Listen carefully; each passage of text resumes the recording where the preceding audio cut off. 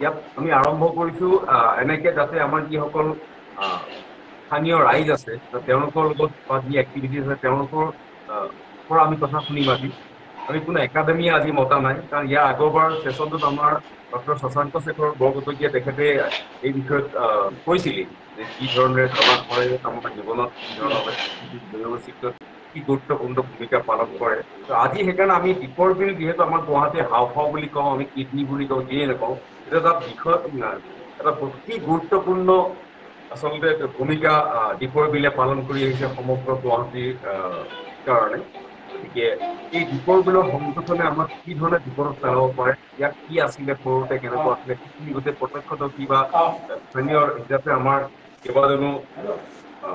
খেতিয়কে মালিক আমি আটাইকেইজন প্ৰমোদো আচলতে। গতিকে মই প্ৰথমতেই আৰম্ভ কৰিব বিচাৰিছোঁ যে আমাৰ আজিৰ টপিকটো আছিল Deepor Beel as a source of sustainable livelihood, যে আমাৰ দীৰ্ঘম্যাদী বহনক্ষম জীৱিকাৰ উপাৰ্জনৰ এইটো মাধ্যম হিচাপে দীপৰ বিলে কি ধৰণৰ ভূমিকা পালন কৰি আহিছে, আৰু এতিয়া কি ধৰণৰ আমি কাৰেণ্ট চেলেঞ্জেছ, আমি কি ধৰণৰ প্ৰত্যাহ্বান সন্মুখীন হৈছোঁ জীৱিকাৰ ফালৰ পৰাই হওক বা এজ এ আমি গুৱাহাটীবাসী হিচাপে আমি উশাহ নিশাহ লোৱাৰ পৰা ইয়াৰ গোটেই বস্তুখিনিৰ ওপৰত কেনেধৰণে আমাক জলবায়ুৰ পৰিৱৰ্তনৰ কি আমাক ভূমিকা পালন কৰিছে, আৰু তাৰ এইটোৰ ওপৰত আমি আমাৰ স্থানীয় ৰাইজৰ লগত আমি তিনিজনমান চাৰিজন ব্যক্তিক আমি মাতিছোঁ। প্ৰথমতে মই চিনাকি কৰি দিব বিচাৰিছোঁ প্ৰমোদ কলিতা। প্ৰমোদ কলিতা এজন মূলতঃ গোপালক, আৰু তেওঁ আচলতে স্থানীয় এজন হিচাপে তেওঁ দীপৰ বিলৰ লগত তেওঁ এটা ওতঃপূৰ্ব আন্তৰিক সম্পৰ্ক জড়িত আছে, আৰু তেওঁ 2014 চনৰ পৰা মোটামুটি সংৰক্ষণৰ কাৰণে তেওঁ অহৰহকৈ কাম কৰি আহিছিলে। তাৰপিছত তেওঁ যেতিয়া বুজিলে যে আচল দীপৰ বিলৰ যিটো জৈৱ বৈচিত্ৰ্য যেনেকে হেৰাই যাব বিচাৰিছে, আৰু এইটো হেৰালে আমাৰ কি অৱস্থা হ'ব, সেইকাৰণে তেওঁলোকে এটা তেওঁৰ একে মনৰ মানুহ কেইজনমান লগ লগাই পেলাই তেওঁলোকে দীপৰ বিল সুৰক্ষা মঞ্চ গঠন কৰিলে। আৰু তাৰ লগতে মই আজিলৈ আমি আমন্ত্ৰণ কৰি আনিছোঁ পুনেশ প্ৰেৰণ ডাঙৰীয়া, তেখেত এজন খেতিয়ক হয়, আৰু তাৰ স্থানীয় লোক, আৰু নীৰেণ দাস ডাঙৰীয়া, তেখেত অকণমান দেৰিকে আমাৰ জইন কৰিব। তেওঁলোকৰ এখন সমবায় সমিতি আছে, পাঁচপাৰা সমবায় সমিতি বুলি, য'ত তেওঁলোকে দীপৰ বিলৰ আচলতে তেওঁলোকৰ তাতে তেওঁলোকে মৎস্য মাৰে আৰু মাৰি পেলাই তেওঁলোকে জীৱিকা আহৰণ কৰে। আৰু তাৰ সভাপতি যিজন গোলক দাস আছে, আৰু সম্পাদকো গোলক দাস, দুইজন গোলক দাসক মই আমি আজি স্বাগতম জনাইছোঁ। আমি একেবাৰে সাধাৰণভাৱে কথা পাতিম, যি ধৰণেৰে আমি কথা পাতিলে আমি দীপৰ বিলৰ আগৰ পৰিৱৰ্তিত পৰিৱেশৰ মাজত আমি কেনেকে গৈ আছোঁ, এই গোটেইখিনি কথা আমি অলপ অলপ গম পাম। আৰু আজি আমি ইংৰাজীত কথা নাপাতো, কাৰণ যিহেতু আমাৰ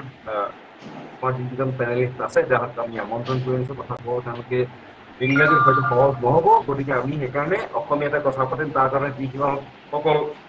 অসমীয়া বুজি নোপোৱা ইয়াতে যিসকল পাৰ্টিচিপেণ্ট আছে তেওঁলোকক মই হাত জোৰ কৰি ক্ষমা বিচাৰিছোঁ। যদি দৰকাৰ হয় পিছত আমি এতিয়া কথা বতৰা পাতিম, য'ত দৰকাৰ হয় তাতে আমি ইণ্টাৰেকশ্যন কৰাম। মই আৰু ভাল পাইছোঁ যে ইয়াতে আমাৰ কংকনা গোস্বামী বাইদেউ আছে, তেখেতে আচলতে আছাম ৱেটলেণ্ড অথৰিটিৰ তেখেত এজন সদস্য, গতিকে বাইদেউৰ পৰা আমি কথা শুনিম। গতিকে আমাৰ আৰু ভাল লাগিছে, বহুত য়ং এটা ক্ৰাউড আমাৰ লগত আজি জড়িত হৈছে, গতিকে আমি দেখিছোঁ সকলোকে মই স্বাগতম জনাইছোঁ। টাইম দেৰি নকৰোঁ, মই একজেক্টলি 5 মিনিট লোৱাৰ কথা আছিলে, 8টাৰ পাছত মই এই মঞ্চখন মই প্ৰমোদৰে আৰম্ভ কৰিলোঁ। প্ৰমোদে আৰম্ভ কৰা মঞ্চখন যেনেকে সুবিধা হয়, মই প্ৰমোদক সকলোকে মই ধন্যবাদ জনাইছোঁ। আৰু এইখিনিতে আমাক গোটেইকেইজনক সুবিধা দিয়াৰ কাৰণে, আৰু বিশেষকৈ আমি গোটেইকেইজন সনেজ দা, গোলক দা বা আটাইকেইজনে এই অনলাইনত গোলক দা বা সনেজ দা কেতিয়াও কৰি পোৱা নাই। আজি ফাৰ্ষ্ট টাইম এনেকে অনলাইন এটা মিটিং তেখেতসকলে এটেণ্ড কৰিছে। হয়তো কিবা ভুল ভ্ৰান্তি হ'ব পাৰে, কাৰণ তেখেতসকলে একেবাৰে এইটোৰ বিষয়ে মানে নাই এৱেৰ নাই, একো নহয়। নাই, একো নাই, ইয়াত ভুল ভ্ৰান্তি কোনো কথা নাই, তেখেতসকলে মনৰ কথা ক'ব। হয়, গতিকে ইয়াত ভুল ভ্ৰান্তি কোনো নাই, কাৰণ কিয় তাকে মই অলপ আপোনাক কিছু হয় হয়, মই সেইটোৱে এইখিনিতে সেইটোৱে এটা অলপ কথা কৈ ভুল লওঁ, কৰিব লগা মানে হৈছে। পিছতে ভয় খাব নালাগে। তো এই হয়, মুনগিয়াত তো কাপালি বুলি আৰম্ভণিতে এজন মানুহ আছে, প্ৰমোদ, হয় সেইকাৰণে ভয় খাব নালাগে। মুনগিয়া কাপালিং বুলি এজন নিউ গিনিয়াত এজন আছিলে, তেওঁ গাঁওবুঢ়া। তেওঁ এই যে 30 বছৰ তাতে যিটো আপোনাৰ বনাঞ্চল ধ্বংসৰ কাৰ্য কৰে, তাৰ কাৰণে তেওঁ গোটেই পৃথিৱী ঘূৰি ফুৰিছে। কালি নে পৰহি তেওঁ আপোনাৰ উপভোগ কৰিছিল। গতিকে ইয়াত আমাৰ এই সকলোবোৰ সেই তেনেকুৱা পৰ্যায়ৰ ব্যক্তি ইয়াত ভয়ত কোনো কথা নেকি? প্ৰমোদ তোমালে এতিয়া আপোনাৰ দীপৰ বিলৰ যিখিনি কথা আৰম্ভণিতে দীপৰ বিলৰ মেইন যিটো বিষয় আজিৰ তাৰিখত আমি দীপৰ বিল হিচাপে যিখিনি ধৰক কৰণীয় বা দীপৰ বিল যেনেকৈ হেৰাই যাব ধৰিছে সময়ৰ সোঁতত, কাৰণ দীপৰ বিল আগৰ যি দীপৰ বিল আৰু এতিয়াৰ যি দীপৰ বিল বহুতখিনি পাৰ্থক্য। যেতিয়া মই সৰুতে দেখিছিলো আৰু দীপৰ বিলক, তো দীপৰ বিলৰ পানী একদম স্বচ্ছ আছিলে। দীপৰ বিলৰ তলত যদি পইচা এটাও পেলাই দিয়ে আপুনি পইচাটো তলত দেখা পোৱা এটা অৱস্থা আছিলে। যেতিয়া মই স্কুলৰ পৰা আহি বৰশী বাব যাওঁ বা তেতিয়া গোটেই মাছবিলাকো দেখা পাইছিলে, তো তেনেকুৱা এটা অৱস্থা আছিলে। কিন্তু সময়ৰ গতিত দীপৰ বিলৰ পানী এনেকৈ বেয়া হৈ গ'ল, এতিয়া মানে দীপৰ বিলত প্ৰায় একোৱে নেদেখা এটা অৱস্থা, জলজীৱবিলাক নোহোৱা হ'ল। তো নিজকে যেতিয়া আমি ভাবিলো বোলে এই বিলখন যদি হেৰাই যায়, আমাৰ যি এই অঞ্চলৰ যিটো স্বকীয়তা বা যি ৰিচ বায়'ডাইভাৰ্চিটি গোটেইখিনি নিশেষ হৈ যাব। আৰু তেনেকৈ অলপ অলপকৈ যেতিয়া আমি আৰম্ভ কৰিলো দীপৰ বিলখনত কি হৈ আছে, কেনেকৈ হৈ আছে, প্ৰথম অৱস্থাত যেতিয়া আমাৰ বাওধান খেতি হৈছিলে, বাওধান খেতি হওঁতে তেতিয়া এই ধান খেতিবিলাক মানে পানীয়ে খোৱা বুলি কৈছিলে। মানুহে গম পোৱা নাছিলে আচলতে হৈছে কি। দীপৰ বিলৰ দাঁতি কাষৰীয়া অঞ্চলত যি ধান খেতি হৈছিলে সেই খেতিবিলাক নোহোৱা হ'ল। নোহোৱা হোৱাতে তেতিয়া সকলোৱে কৈছিলে বোলে মানে এইবাৰ মানে ধান ভাল নহ'ল, ধানখিনি কি খালে, পানীয়ে খালে। কিন্তু পাছতহে আমি বুজি পালো যে যেতিয়া গুৱাহাটীৰ ড্ৰেইনিং চিষ্টেমটো দীপৰ বিলৰ লগত কানেক্ট কৰিলে, 2006 চনত ডাম্পিং গ্ৰাউণ্ড ষ্টাৰ্ট কৰিলে, তো তেতিয়াৰ পৰা আমি মানে দীপৰ বিলৰ যে যেনেকৈ ধান নোহোৱা হ'ল, ঠিক তেনেদৰে বাকী জলজ উদ্ভিদবিলাকো ক্ৰমান্বয়ে নোহোৱা হ'ল। এতিয়া ৰামছাৰ চাইডৰ যিটো লিষ্ট আছে, ৰামছাৰ চাইডৰ তথ্য মতে তেখেতসকলৰ 400+ একুৱেটিক মানে প্লান্টৰ কথা আছে। যেতিয়া 400ৰো অধিক জলজ উদ্ভিদ মানে দীপৰ বিলত আছিল, এতিয়া সেই অৱস্থাটো দীপৰ বিলত নাই। আমি বিগত ধৰ 6-7 বছৰ আগত এনেকুৱা দিনত য'ত মানুহে এতিয়া ফুৰিবলৈ আহে ৰেল গেটৰ ওচৰত যথেষ্টখিনি মাখান্দা পোৱা গৈছিলে, কিন্তু আজি যদি আপুনি আহে সেই মাখান্দাৰ গছবিলাকো এতিয়া নোহোৱা হৈছে। তো ক্ৰমান্বয়ে দীপৰ বিলখনৰ মানে অৱস্থা একেবাৰে বেয়াৰ ফালে গতি কৰি আছে। দীপৰ বিলক যদি আমি এনেকৈ মানে নিশেষ হৈ যায়, তো আমি দীপৰ বিলে যিখিনি আমাক দি আছে ইক'চিষ্টেম চাৰ্ভিচেছ, তো সেইখিনি আমি নোপোৱা হ'ম। আৰু কালক্ৰমত কি হৈছে, যেনেকৈ খেতিয়কবিলাকৰ ধৰ লাইভলিহুডটো নোহোৱা হ'ল, ঠিক তেনেদৰে এতিয়া আমাৰ যিখিনি মাছমৰীয়া মানে আমাৰ লোক আছে, তো মাছমৰীয়াখিনিৰ কি হৈছে, মাছৰ সংখ্যা যথেষ্টখিনি কমি গৈছে। আগতে যি হিচাপত ধৰ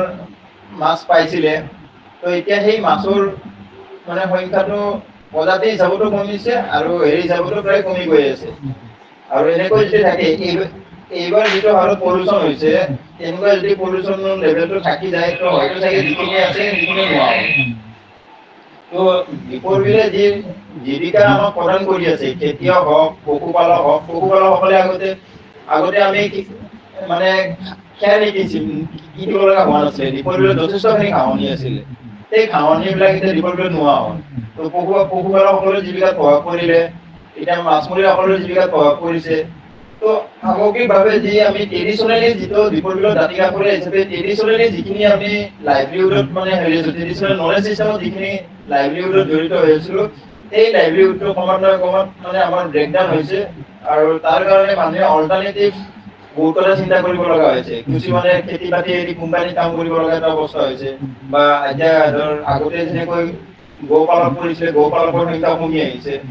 তো তেনেকুৱা ধৰণৰ জীৱিকাত যথেষ্টখিনি প্ৰভাৱ পৰিছে। মই অকণমান প্ৰভু তেতিয়াহ'লে অকণমান গণেশ দাৰ পৰা শুনিব বিচাৰিম, তেখেতে শৈশৱতে কেনেকে দেখিছিলে দীপৰ বিলখন বা তেখেতৰ কি অনুভৱ? গণেশ দা,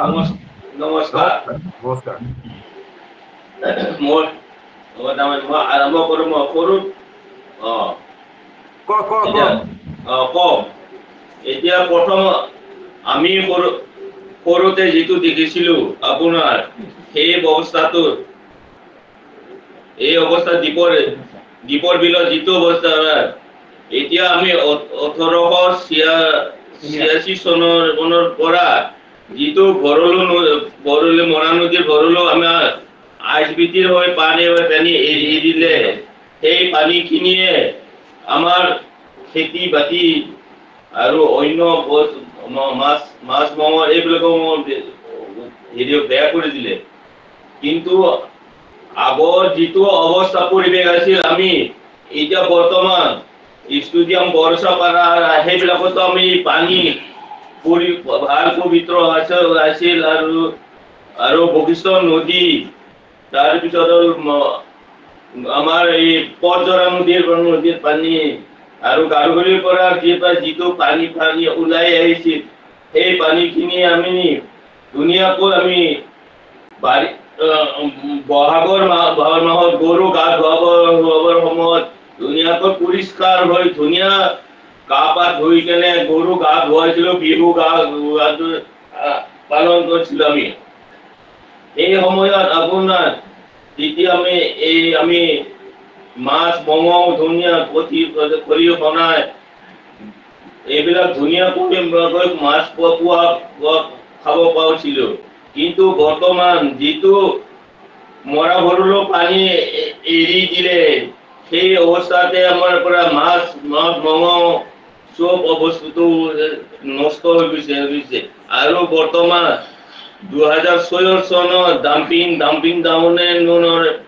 যিটো লেতেৰা পানী সোমাই যায় সেইটোৱে দীপৰ বিলৰ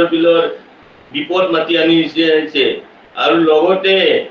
গৰু পালন আৰু খেতি বাতিৰ কাৰণে আমি জীৱিকা আৰ্জি আছিলো সেই জীৱিকাত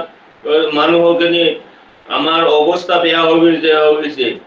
এই কাৰণে আমি এই চৰকাৰক খবৰ দিলো যে এই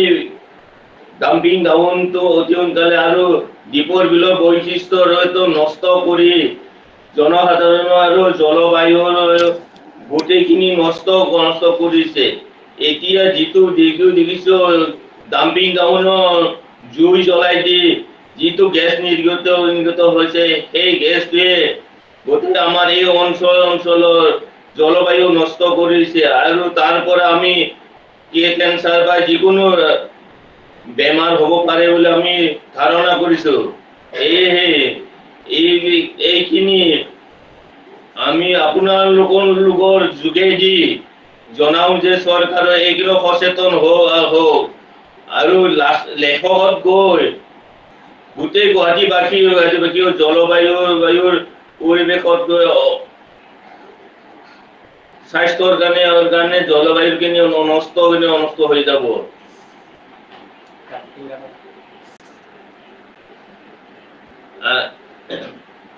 মই সনেজদাৰ পৰা এটা বস্তু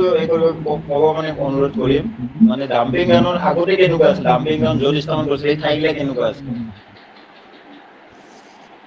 আগতে ডাম্পিং ডাউন নহওঁতে আৰু ভৰলু নদীতো পানী এৰি নিদিওঁতে আমাৰ জনজাতীয় খেতিয়কসকল আৰু হ'লে ধুনীয়াকৈ বাও ধান শালি ধান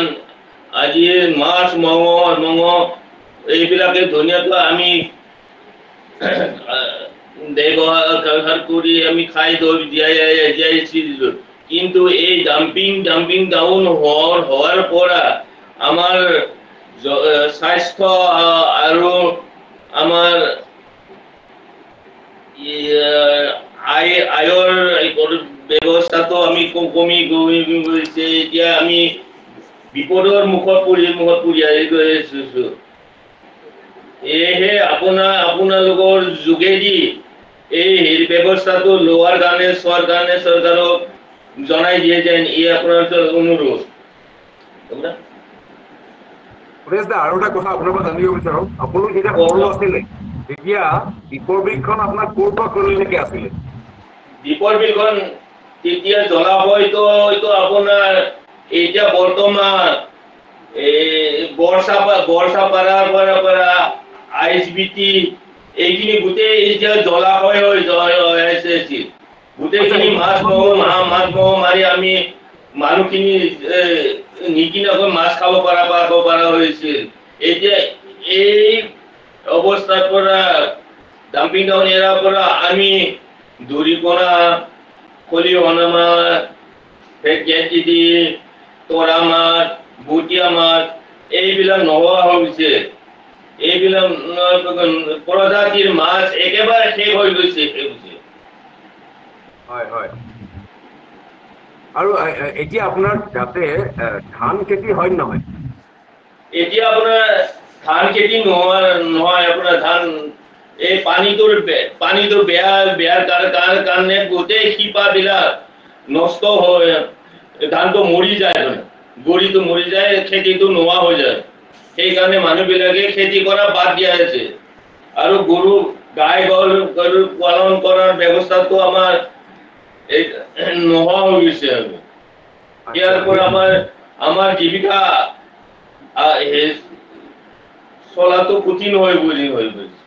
বুজি পাইছো, হয় হয়। দাদা আমি আকৌ কথা পাতিম। গণেশ দা, আপুনি বৰ ধুনীয়াকে বহুত গুৰুত্বপূৰ্ণ কেইবাটাও কথা ক'লে আৰু আমাক গোটেই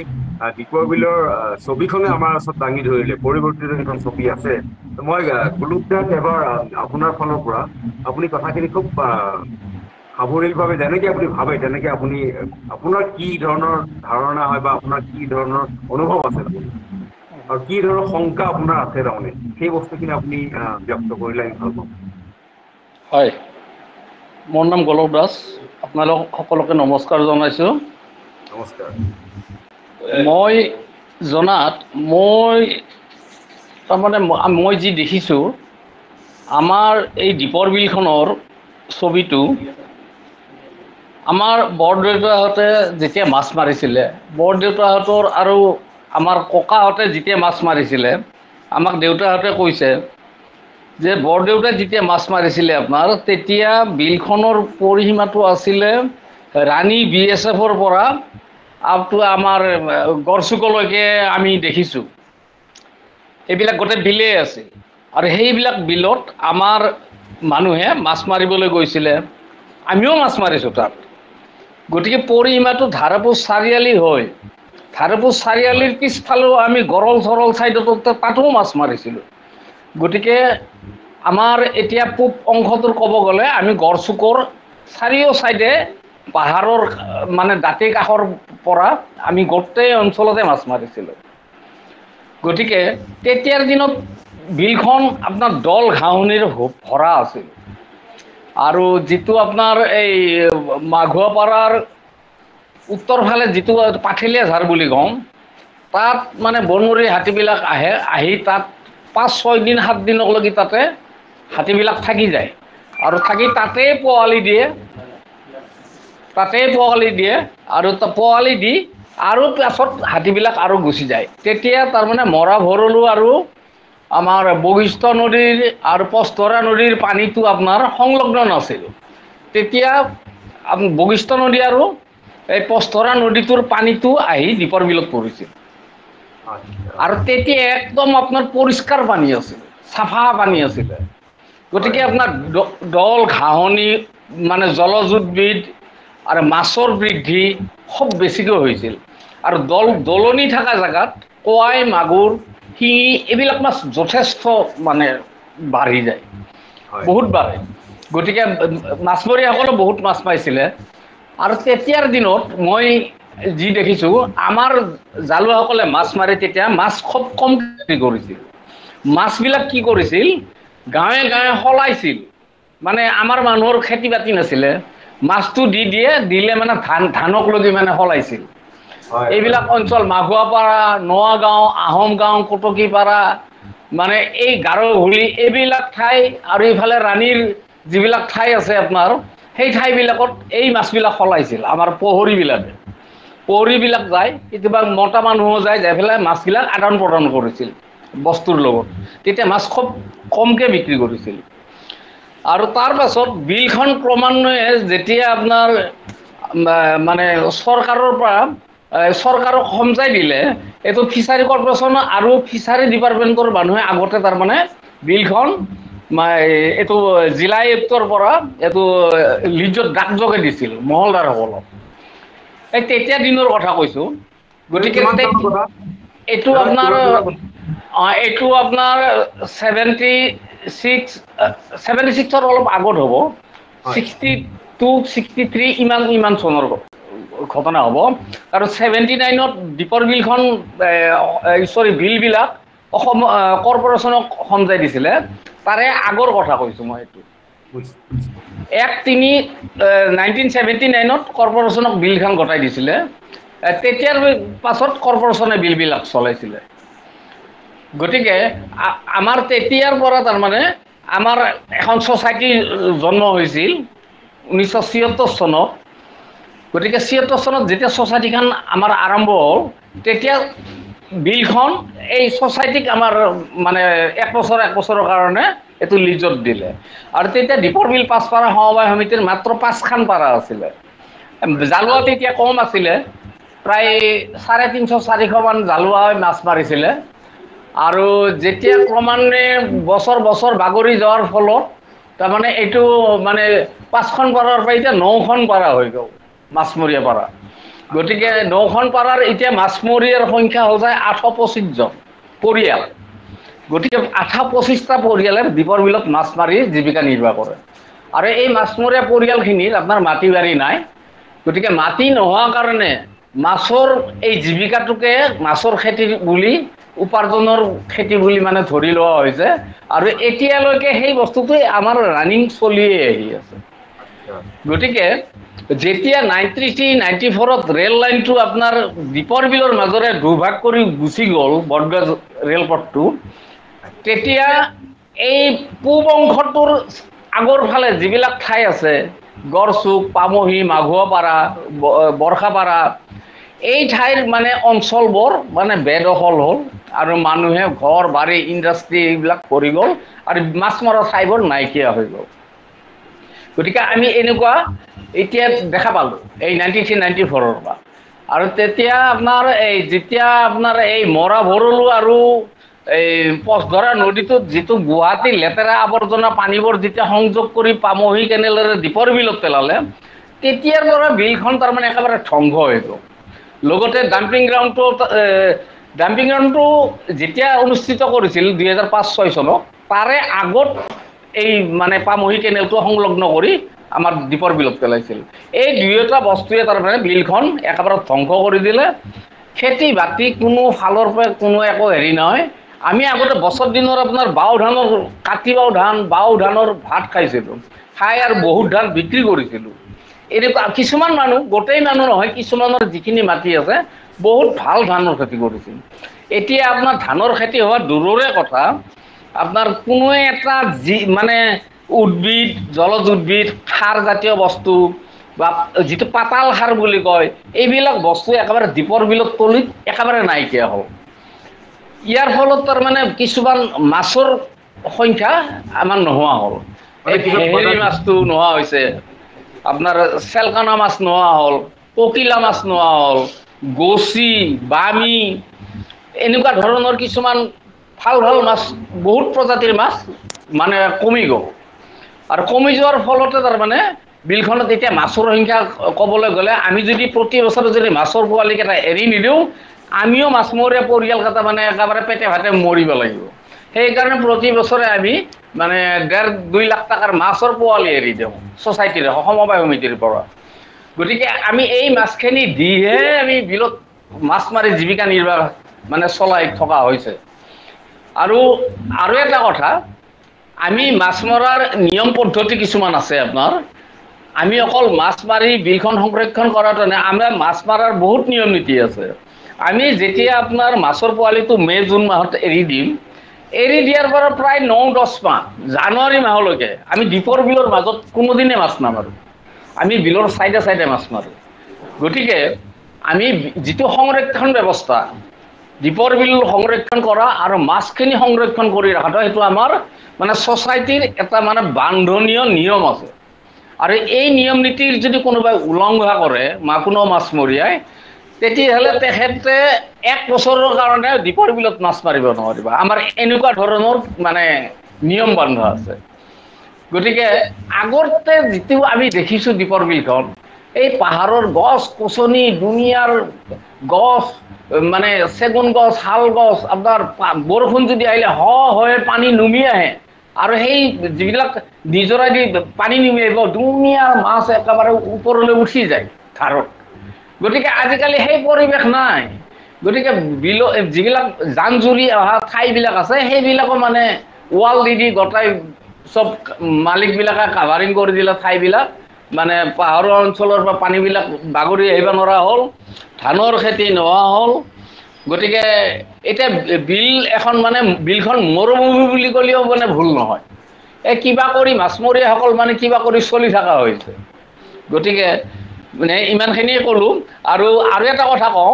এই যোৱাবাৰ যিটো আপোনাৰ ছানৰাইজিং ফেষ্টিভেলটো পাতিছিলে ধাৰাপুৰ চাৰিআলিত, এইটো চৰকাৰৰ লগত সহযোগত আৰ্মিসকলে পাতিছিলে, তেতিয়া তাৰমানে দীপৰ বিলৰ পানীটো আপোনাৰ ৪৫-৫০ দিনমান বন্ধ কৰি ৰাখিছিল, যাতে খানাইদি পানী গ'লে পানীটো কমি যাব, খেলাখন অনুষ্ঠিত কৰিব নোৱাৰিব। সেইটোৰ কাৰণে বান্ধি থোৱাৰ ফলত বিলৰ পানী একেবাৰে প্ৰদূষণ হৈ গ'ল। প্ৰদূষণ হোৱাৰ ফলত মাছ, সৰু সৰু মাছ, ডাঙৰ মাছবিলাক মৰি মৰি ভাহিব ধৰিলে। গতিকে এনেকুৱাবিলাক কাম যদি চৰকাৰে পদক্ষেপ লয়, গতিকে তেতিয়াহ'লেতো বিলখন মানে নিঃশেষ হৈ যাব। আৰু তাৰোপৰি আৰু এটা কথা, এইবেলি যিটো চৰকাৰে ১০০ কোটি টকা এটা মানে ধাৰ্য কৰিছে এটা মথাউৰি নিৰ্মাণ কৰাৰ কাৰণে, গতিকে মথাউৰিটো যদি বনোৱা হয়, বিলৰ পৰিসীমাটোতো আৰু কমি যাব। যিটো ৰামচাৰ ছাইটৰ ঠাইবিলাক আছে সেইবিলাক নোহোৱা হৈ যাব। গতিকে মথাউৰিটো যদি এতিয়া বনোৱাৰ কাৰণে চৰকাৰে যোজা চলায়, বিলখনটো একেবাৰে ধ্বংস হৈ যাব। গতিকে এইটোৰ কাৰণে অসমৰ ৰাইজৰ লগতে আমাৰ যিবিলাক চেনেলৰ আমাৰ সাংবাদিক বন্ধুবৰ্গসকল আছে তেখেতসকলক দীপৰ বিলৰে মাত মাতিব লাগিব। গতিকে মই এইখিনিয়ে আপোনালোকক দীপৰ বিলৰ বিষয়ে জনালোঁ। ধন্যবাদ। বহুত ধন্যবাদ দাদা। মই প্ৰমোদ, মই তোমাক এবাৰ আকৌ কৈছোঁ, তোমালোকে যিখিনি এক্টিভিটিজ ধৰা এতিয়া কৰিছা এই সংৰক্ষণৰ ক্ষেত্ৰত, সেইটোৰ ওপৰত আমাক অকণমান যদি জনোৱা বৰ ভাল পাম। হয়, মানে আমাৰ এক্টিভিটিজ আমি 3টা হেৰিত আমি কৰি আছোঁ। এটা হ'ল আমাৰ মানে মেইন উদ্দেশ্য ছেভ দীপৰ বিল কেম্পেইনিং বুলি, যিটো ধৰ আমি বিভিন্ন মাধ্যমৰ যোগেদি আমি এই কথাবিলাক, যিগিলা কথা আজি আমি কৈ আছোঁ, দীপৰ বিলখন নিঃশেষ হৈ যাব, কি কি কাৰণত নিঃশেষ হৈ যাব, তেনেকুৱা ধৰণৰ কথাবিলাক আমি মানে ৰাইজে বুজি পোৱাটোৰ কাৰণে এনেকুৱা বিভিন্ন মাধ্যমৰ থ্ৰুদি আমি জনাই থাকোঁ। তাৰ উপৰিও বিভিন্ন সময়ত আমি প্ৰটেষ্টো কৰিছোঁ দীপৰ বিলৰ, মানে পলিউশ্যন ফ্ৰী দীপৰ বিলৰ কাৰণে। তো প্ৰটেষ্টটো আমাৰ আৰম্ভ হৈ আছে ডাম্পিং গ্ৰাউণ্ড বা লেতেৰা পানী পেলোৱাৰ, আৰু একেলগে আমি আইনী প্ৰক্ৰিয়াৰ মাজেৰেও PIL এটা আমি কৰিছোঁ। তো আমি 3টা ধৰণে দীপৰ বিলখনৰ সংৰক্ষণৰ মানে কথাটো আমি চিন্তা কৰি আছোঁ। তো যিমানে ৰাইজ সজাগ হ'ব দীপৰ বিলৰ কথাটোক লৈ, কাৰণ দীপৰ বিলখন আজি যদি দীপৰ বিলখন নাথাকে, তো আমিতো প্ৰথম ভুক্তভোগী হৈছোঁহে দাঁতিকাষৰীয়া অঞ্চলৰ মানুহখিনি, কিন্তু একে সময়তে লাহে লাহে এই প্ৰভাৱটো গোটেই সমগ্ৰ গুৱাহাটীবাসীয়ে ভোগ কৰিব লাগিব। আজি ধৰক মোৰ যিটো চিন্তা, মোৰ চিন্তাত এনেকুৱা হৈছে, ধৰ জীৱিকাৰ যিখিনি দীপৰ বিলক লৈ চলি আছে, তো সেইখিনি মানুহ প্ৰথম ভিক্টিম হৈছে, কিন্তু দীপৰ বিলে যিখিনি ছাৰ্ভিচেছ দি আছে অন্য মানুহখিনি, ধৰ আপুনি ইক'চিষ্টেম ছাৰ্ভিচেছৰ কথাটো সকলোৱে বহুতে হয়তো জানিব। তো দীপৰ বিলৰ কাৰণে আমি এটা ভাল মানে বাতাবৰণ পাই আছোঁ। জলবায়ু মানে পৰিশোধন কৰাৰ এটা দীপৰ বিলৰ কেপাচিটি আছে, আৰু সেই কেপাচিটিৰ মানে যিটো ধৰ কাৰ্বন ডাই অক্সাইড মানে গ্ৰহণ কৰিব পাৰে, যিটো ৱেটলেণ্ডৰ আটাইতকৈ বেছি, ৱেটলেণ্ডৰ ইক'চিষ্টেমটোত বেলেগ ফৰেষ্টতকৈ আটাইতকৈ বেছি থাকে। তো যেতিয়া কাৰ্বন ডাই অক্সাইড বেছি গ্ৰহণ কৰিব ৱেটলেণ্ডে, তো অভিয়াছলি জলবায়ুটো ভালে থাকিব। এই গুৱাহাটীৰ জলবায়ু ভালে ৰখাত যথেষ্টখিনি অৰিহণা দীপৰ বিলে যোগাই আছে, গ্ৰাউণ্ড ৱাটাৰ ৰিচাৰ্চ কৰাত সহায় কৰি আছে, আৰু আটাইতকৈ গুৰুত্বপূৰ্ণ কথা হ'ল গুৱাহাটীক আৰ্টিফিচিয়েল ফ্লাডৰ পৰা দীপৰ বিলে বচাই আছে। ৱাটাৰ ৰিজাৰ্ভাৰ হিচাপে দীপৰ বিলে কাম কৰি আছে। আজি যদি দীপৰ বিল নাথাকিলে হয়তো এই বাৰিষাৰ যি 6 মাহ 4 মাহ সমগ্ৰ গুৱাহাটীবাসী হয়তো মানে বহুখিনি জেগা পানীৰ তলতে থাকিব লগা হ'লহেঁতেন, কাৰণ দীপৰ বিলক মানে বাহিৰে অন্য মানে ৱাটাৰ ৰিজাৰ্ভাৰ একেবাৰে নাই বুলি ক'ব লাগিব। আৰু যদি আমি প্ৰমোদ, তোমাৰ মাতটো ইক' হৈ আহিছে। হয়, এতিয়া তাৰমানে কথাটো হ'ল কি, এই কথাবিলাক ধৰ আজি ক্লাইমেট যিটো চেঞ্জৰ যিটো পৰিৱৰ্তন, আজি বৰষুণৰ যিটো হেৰিটো চেঞ্জেছ হৈছে, বৰষুণ আহিলে একেলগে বেছি পৰিমাণৰ বৰষুণ আহে বা নাহিলে বহুত দিনৰ খৰাং হৈ থাকে। তো এই সমস্যাবিলাকৰ মুকাবিলা কৰা একমাত্ৰ থল হ'ল মানে জলাশয়। আৰু অকল দীপৰ বিল বুলি নহয়, অসমৰ যিবিলাক জলাশয় আছে এই প্ৰতিটো জলাশয়ে আজিৰ তাৰিখত মানে সংৰক্ষণ হোৱাটো অত্যন্ত প্ৰয়োজন। আৰু দীপৰ বিলৰ ক্ষেত্ৰত কি হৈছে, দীপৰ বিলে মানে একমাত্ৰ জলাশয় যি মানে আন্তঃৰাষ্ট্ৰীয়ভাৱে খ্যাতি পাইছে অসমৰ। আৰু ৰামচাৰ ছাইট 2002 চনত দীপৰ বিলে পালে। ৰামচাৰ ছাইটৰ 9টা ক্ৰাইটেৰিয়াৰ ভিতৰত দীপৰ বিলে 5টা ক্ৰাইটেৰিয়া ফিলফিল কৰিছিলে। তাৰে ভিতৰত ধৰ এটা দিনত 20,000ৰো অধিক মানে মাইগ্ৰেটৰী বাৰ্ডছ অহাৰ সময়ত এটা দিনত মানে চৰাই পোৱা, নেচাৰেলি ব্ৰিডিং মানে হেৰি কৰা, এটা জিঅ'গ্ৰাফিকেল যিটো কানেকশ্যন, যিটো মাইগ্ৰেটৰী ৰুট ফ'ল' কৰে। দীপৰ বিলে 2024 চনৰ ফেব্ৰুৱাৰী মাহত যিটো ৰামচাৰৰ ইণ্টাৰনেশ্যনেল ইম্পৰ্টেণ্ট ৱেটলেণ্ডৰ লিষ্টত আকৌ সোমাইছে। তো ইণ্টাৰনেশ্যনেলি দীপৰ বিলখন যথেষ্টখিনি মানে গুৰুত্ব পাইছে। আজি যদি দীপৰ বিল যদি মাজতে নোহোৱা হৈ যায়, ক'ৰবাত নহয় ক'ৰবাত মাইগ্ৰেটৰী যিখিনি বাৰ্ড চাই যিটো ৰুট ফ'ল' কৰে, তো সেইটো এটা গেপ এটা হোৱাৰ সম্ভাৱনা থাকে। তো তেতিয়া অসমত চাগে দীপৰ বিল পাৰ হৈ অন্য জেগাত যেতিয়া মানে চৰাইখিনি যাব, তো সেই ৰুটটো যদি মাজত এটা গেপ হৈ যায়, হয়তো অন্য ঠাইলৈ চৰাই যোৱাত বাধাৰ সৃষ্টি হ'ব পাৰে। তো এই গোটেই সামগ্ৰিকভাৱে যেতিয়া আমি চাব যাওঁ, তেতিয়া আমি দীপৰ বিলখন নাথাকে পক্ষীকুল, জীৱকুলৰ লগতে মানে জীৱকুলৰ যি মানুহে আমি ভাবি লৈছোঁ যে আমি প্ৰকৃতিৰ অন্য মানে হেৰিতকৈ আমি মানুহখিনি বেলেগ বুলি পৃথকে যদি ভাবিব আৰম্ভ কৰিছোঁ, তেতিয়াহ'লে আমি ভুলকৈ ভাবিছোঁ। তো আমিও এটা তাৰে অংশ হিচাপে ভাবি লৈ বাকী জীৱ জন্তুৰ কাৰণে দীপৰ বিলখন যিমান ইম্পৰ্টেণ্ট, মানে মানুহৰ কাৰণে দীপৰ বিলখনো সিমানে ইম্পৰ্টেণ্ট। তো দীপৰ বিলখন সকলোৰে কাৰণে মানে গুৰুত্বপূৰ্ণ। তো আজি সেই কথাবিলাক আমি যদি ভাবি ইয়াতে দীপৰ বিলখনৰ সংৰক্ষণৰ ব্যৱস্থা নলওঁ, আৰু 4-5 বছৰ পাছে যেনেকৈ মৰা ভৰলু নাম এটা পাইছে, তো মৰা দীপৰ বিল নাম পাওঁতেও বেছি দিন সময় নালাগিব। তো গতিকে এই যিটো দীপৰ বিলৰ মানে এতিয়া সমস্যাবিলাক যিখিনি আছে, ধৰ ইনলেট আউটলেটৰ এটা সমস্যা, এটা গিৰিজানন্দ চৌধুৰী ইনষ্টিটিউটৰ পৰা আপোনাৰ দীপৰ বিলৰ পানী একদম পলাশবাৰীলৈকে গৈছিলে। তো সেই এটা কালভোগ বুলি এটা মানে আমি কওঁ আমাৰ স্থানীয় হেৰিত, এই কালভোগ নৈৰে আপোনাৰ পলাশবাৰীলৈকে গৈছিল। যেতিয়া খানাজানেৰে ব্ৰহ্মপুত্ৰৰ আৰু এটা লিংক আছে, যিটো খানামুখেৰে আছে। তো খানামুখেৰে ব্ৰহ্মপুত্ৰ মানে দীপৰ বিলত সোমাই যি অতিৰিক্ত পানী হয়, সেইখিনি পানী মানে পলাশবাৰীলৈকে চাৰ্কুলেশ্যন হয়। মানে তাৰ চাৰ্কুলেশ্যন যেতিয়া হৈ থাকিব, তেতিয়া এই চুইচ গেট যিটো পেলোৱাৰ এটা ব্যৱস্থা নতুনকৈ আৰম্ভ কৰিছে, পানী বেছি হ'লে চুইচ গেটটো বন্ধ কৰি দিয়ে, বিভিন্ন ঠাই জলমগ্ন হয় কাৰণ সেই পানীখিনি অতিৰিক্ত পানীখিনি এতিয়া ওলাই যাব নোৱাৰা এটা অৱস্থা হৈছে। গতিকে এই যিটো কালভোগ নৈটো আছিলে, সেই কালভোগ নৈটো এয়াৰপৰ্ট এক্সপানশ্যনে হওক বা বিভিন্ন উন্নয়নমূলক কামৰ কাৰণে বিভিন্ন সময়ত মানে বাধাগ্ৰস্ত হৈছে। আৰু সেই যদি কালভোগটো আজি তাৰিখতো খুলি দিয়ে, তেতিয়াহ'লে কি হ'ব, এই যিটো চাৰ্কুলেশ্যনটো হ'ব, ব্ৰহ্মপুত্ৰৰ পানী সোমাব, অতিৰিক্ত পানী ওলাই যাব। আৰু দীপৰ বিলত যেতিয়া ব্ৰহ্মপুত্ৰত পানী বাঢ়িলে দীপৰ বিলত পানী সোমাই, পানী কমিলে ব্ৰহ্মপুত্ৰত পানী কমিলে দীপৰ বিলত পানী মানে কমি যায়। তো এই ওলোৱা সময়ত যেতিয়া এটা চিষ্টেম হ'ব, তেতিয়া সেই কিডনীৰ কামটো কৰে। কিডনী যেনেকৈ নাৰ্ভৰ চিষ্টেমটো এটা ভাল হৈ থাকে, তো সেই তেতিয়া সেইকাৰণে জলাশয় কিডনী বুলি কোৱা হয়, যি মানে পানীটো শোধন কৰাত সহায় কৰে। কিন্তু এই কিডনী যেতিয়া এই বস্তুবিলাক বাধাগ্ৰস্ত হ'ব, আৰু সদায় আমি বেয়া বস্তু এটা দীপৰ বিলত পেলাই থাকিম, যেনেকৈ বেয়া বস্তু খাই থাকিলে কিডনী নষ্ট হয়, ঠিক তেনেদৰে দীপৰ বিলৰ সদায় বেয়া বস্তু পেলাই থকাৰ কাৰণে কি হৈছে, এই দীপৰ বিলক আমি যি ভাবি আছোঁ দীপৰ বিলে পানী শোধন কৰিব, সেই কিডনীটোৱে যেন নষ্ট হোৱা আৰম্ভ কৰিছে, কাৰণ দীপৰ বিলৰ সেই অৱস্থাটো আহি পৰিছে। তো গতিকে দীপৰ বিলখন যদি আজিৰ তাৰিখত নোহোৱা হৈ যায়, সামগ্ৰিকভাৱে সমগ্ৰ গুৱাহাটী বা আমি যিটো ক্লাইমেট চেঞ্জৰ কথা কৈ আছোঁ, সেই ক্লাইমেট চেঞ্জৰ যিটো প্ৰভাৱ বা আমি অতিৰিক্ত বৰষুণৰ যিটো বজা, আমি হয়তো কালক্ৰমত আৰু অধিক ভয়াৱহ ৰূপত আমি মানে ভুগিব সাজু হৈ থাকিব লাগিব। হয় হয়, প্ৰমোদ, তুমি এইটো বৰ ধুনীয়া কথা ক'লা। মোক এটা বস্তু আৰু এটা মই জানিব বিচাৰো, এইটো সুনেশ দাই ক'ব পাৰে নে মই সুলোক দাই ক'ব পাৰে নাজানো, যে আমাৰ এতিয়া আগত ধৰক আজি 50 বছৰ আগতে তাত কি জীৱ জন্তু আছিলে বা কি ধৰণৰ কিমান আমাৰ আমি বিদেশী চৰাই বুলি কওঁ, তো পৰিভ্ৰমী চৰাই আহিছিলে, আৰু এতিয়া কেনেকুৱা ধৰণৰ তাৰ পৰিৱেশ হৈ আছে, সেইটোত অকণমান যদি কয়, বা সেই সংকুচিত হোৱাৰ কাৰণে দীপৰ বিলত কি কমি গৈছে তাৰমানে জীৱ জন্তুৰ ফালৰ পৰাই হওক বা চৰাই চিৰিকটিৰ ফালৰ পৰাই হওক? দেখে এতিয়া এইটো ক্ষেত্ৰত যদি আমি এটা কথা ক'ব পাৰোঁ, মানে চিকাৰৰ কাহিনী, এতিয়া গুপ্ততন্ত্ৰ ফুকনৰ যিখন চিকাৰৰ কাহিনী আছে, তো চিকাৰৰ কাহিনীত তেতিয়া উল্লেখ কৰিছিলে 1903 চন মানত। তো যেতিয়া ইয়াত হাতী চিকাৰ কৰিছিলে সেই সময়ত চিকাৰ আছিলে তো সেই চিকাৰত কাহিনীত যেতিয়া উল্লেখ কৰিছিলে তাততো দীপৰ বিলৰ আশে পাশে বিভিন্ন ধৰণৰ জীৱ জন্তুৰ কথা উল্লেখ আছে মানে হৰিণাৰ পৰা কেটেলা পহুৰ পৰা বন গাহৰিৰ পৰা হাতীৰ পৰা বিভিন্ন মানে উল্লেখ আছিলে তো আজি ডেভেলপমেণ্টৰ যেতিয়া ৰেলৱে ট্ৰেকটো গ'ল ৰাণী ৰিজাৰ্ভ ফৰেষ্ট আৰু দীপৰ বিলৰ মাজত এটা গেপ সৃষ্টি হ'ল তেতিয়া 1991 চনত মানে ৰেলৱে ট্ৰেকটো আৰম্ভ কৰিলে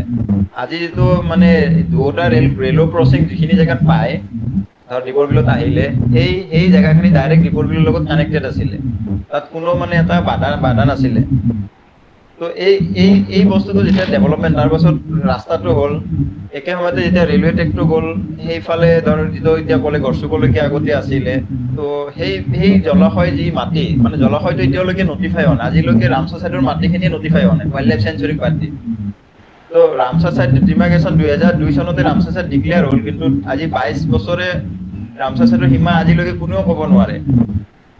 তো এই কথাবিলাক আহি পৰিছে কাৰণ আজি তাৰিখত জলাশয়বিলাক মানে যিটো আমি ৰেভিনিউত চাওঁ মানে ৰাজহ বিভাগত চাওঁ সেই মাটিবিলাক চৰকাৰী মাটি হিচাপে মানে ধাৰ্য কৰা থাকে জলাশয় হিচাপে খুব তেনেকে নাথাকে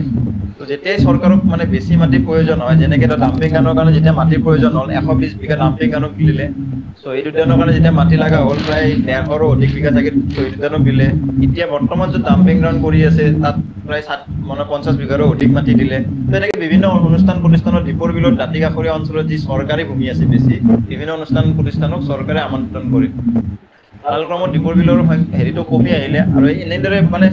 যেতিয়া হেবিটেটটো নষ্ট হৈ গ'ল য'ত আজি ডাম্পিং তেতিয়া সনেজদাই কোৱাৰ দৰে য'ত এতিয়া ডাম্পিং গ্ৰাউণ্ড পুৰণি ডাম্পিং গ্ৰাউণ্ডটো কৰিছিলে তাত হাতী পোৱালি দিছিলে এটা সময় তাত মানে যথেষ্টখিনি কটাবা আছিলে তো সেই পৰিৱেশত জেগাত আজি তাত জাবৰ দম হ'ল তো হেবিটেটবিলাক যেতিয়া নষ্ট হ'ল চৰাইৰ সংখ্যাও যথেষ্ট কমিলে আমি যেতিয়া মানে যেতিয়া ৰামচাৰ ছাইড ডিক্লেয়াৰ কৰিছিলে সেই সময়ত চৰাইৰ সংখ্যা আছিলে 219 বিধ প্ৰজাতি ৰামচাৰ ছাইডৰ লিষ্ট মতে আৰু 1991 চনৰ যিটো ৱাটাৰ ফেলোজ মানে বাৰ্ড কাউণ্টৰ যিটো এছিয়ান ৱাটাৰ ফেলো মানে বাৰ্ড কাউণ্ট আছিলে তো তাত মানে চৰাইৰ সংখ্যা প্ৰায় 660 বিধ প্ৰজাতিৰ চৰাই মানে তেতিয়া লিষ্টেড কৰা বুলি তাত মানে এটা ৰিপৰ্টত উল্লেখ আছে তো 660 বিধৰ পৰা আমি শেহতীয়া যিটো আমি যোৱাবাৰ বাৰ্ড কাউণ্ট কৰিলোঁ 2023 চনত পালোঁ প্ৰায় 165 বিধ আৰু এইবাৰ পালোঁ 155 বিধ প্ৰায় তো চৰাইৰ সংখ্যাও যথেষ্টখিনি মানে কমি আহিছে আৰু যোৱাবাৰৰ তুলনাত এটা ভুল ডিচিশ্যনৰ কাৰণে যিটো ৰাইজিং ছান ৱাটাৰ ফেষ্টিভেলত পানী লেভেলটো বেছি কৰি ৰাখিলে তাৰ কাৰণে কি হ'ল যোৱা বছৰ আমি এটা দিনত পিক কাউণ্ট কৰিছিলোঁ 28,000 চৰাই এইবাৰ মেক্সিমাম পিক কাউণ্ট হ'ল 11,000 প্ৰায় মানে 16,000 পক্ষী মানে টোটেলত মানে প্ৰজাতি হিচাপে নহয় টোটেল হিচাপে কমি গৈছে কাৰণ কিয় এই নৱেম্বৰ মাহত খেলাখন হোৱাৰ কাৰণে পানীৰ মানে ষ্টৰটো ইমান বেছি কৰি ৰাখিলে আৰু বেছিভাগ মাইগ্ৰেটৰী বাৰ্ডছে সেই বেছি পানীটো প্ৰিফাৰ নকৰে যেনেকুৱা লিটিল গ্ৰিপ বা কৰ্মনেট জাতীয় চৰাইবিলাকে অলপ বেছি পানীত হেৰি কৰে বা কমন প্ৰচাদ ৰেড কেষ্টেড প্ৰচাদ কিন্তু বাকী বেছিভাগ চৰাইয়ে অলপ কম পানী প্ৰিফাৰ কৰে আৰু যিখিনি চোৰ বাৰ্ড থাকে বা মানে পেডি ফিল্ডৰ যিখিনি চৰাই থাকে তো এই খেতি পথাৰত থকা চৰাইবিলাক যেতিয়া খেতি পথাৰবিলাক ডুবি থাকে তো সেই চৰাইবিলাক বহুতখিনি চৰাই সেই সময়ত পোৱা নগ'ল যেনেকুৱা লেপুন হওক নৰ্থাৰ্ণ লেপুন মানে বহুত পলমকৈহে দীপৰ বিলত আহিছে আৰু তেনেকৈ আমি বিভিন্ন চৰাইৰ কথা ক'ব পাৰোঁ যিবিলাক চৰাই ধৰ মানে যথেষ্টখিনি সংখ্যা হিচাপত কমি গৈছে অ'কে মই এই প্ৰমোদ তোমাৰ খালি ভইচটো তুমি চাগে এনেকুৱা জেগাত পঢ়ি আছে অকণমান ইকো হয় তুমি ইমান গুৰুত্বপূৰ্ণ কিছুমান কথা কৈছা যদি ৰেকৰ্ডিং কৰি থাকে আমাৰ সকলোৰে কাৰণে জানো আমি এইটো আচলতে ফিল্টাৰ ৰেফাৰেঞ্চৰ কাৰণে আমি ৰেকৰ্ডিং কৰি ৰাখোঁ গোটেই কথা হেৰিটো আমাৰ চিষ্টেমটো মই এই হেৰি মানে এটা বস্তু জানিব বিচাৰিছোঁ গুৰুত্ব এই হাতী দণ্ডি কিমান আছিলে আপোনাৰ কি গোটেই এৰিয়াটো মানে হাতী অহা যোৱা বা তেনেকুৱা নিৰ্দিষ্ট দণ্ডি থাকে নহয়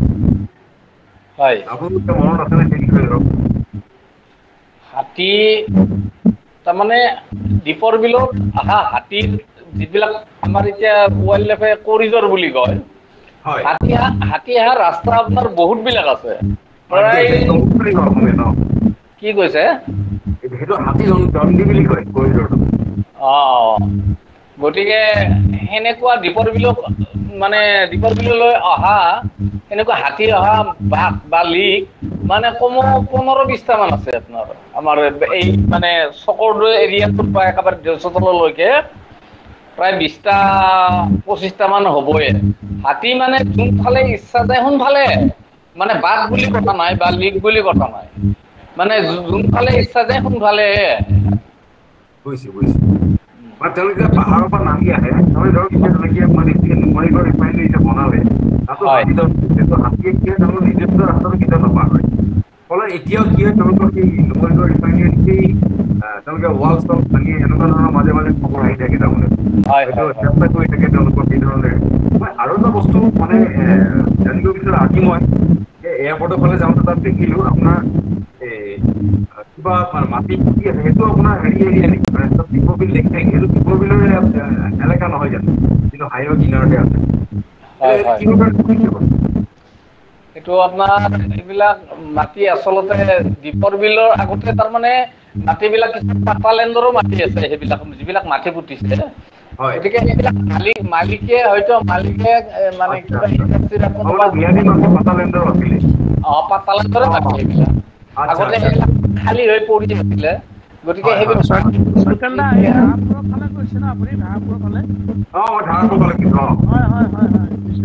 ধাৰাপুৰৰ সেইফালে কিন্তু সেইবিলাক সেই মাটিবিলাক ধাৰাপুৰৰ সেইবিলাক কিন্তু আপোনাৰ পাতালেণ্ডৰ মাটি নাই সেইটো মানে চৰকাৰে এইবিলাক এতিয়া ৰাস্তা বনাইছে এইবিলাক দীপৰ বিলৰ ৰামচাৰ চাইডৰ জেগা সেইবিলাক ঠাই গতিকে ৰামচাৰ চাইডৰ ঠাইবিলাক সেইবিলাক যদি ৰাস্তা বনাই এতিয়া মানে মাৰি মাৰি পেলাই ৰাস্তা বনায় তেতিয়া ৰামচাৰ চাইড এতিয়া অট'মেটিকলি কমি যাব তো গোলকদা বহুত ধন্যবাদ প্ৰমোদক মই ধন্যবাদ জনাইছো মই যিহেতু কংকনা বাইদেউ আছেনে বাৰু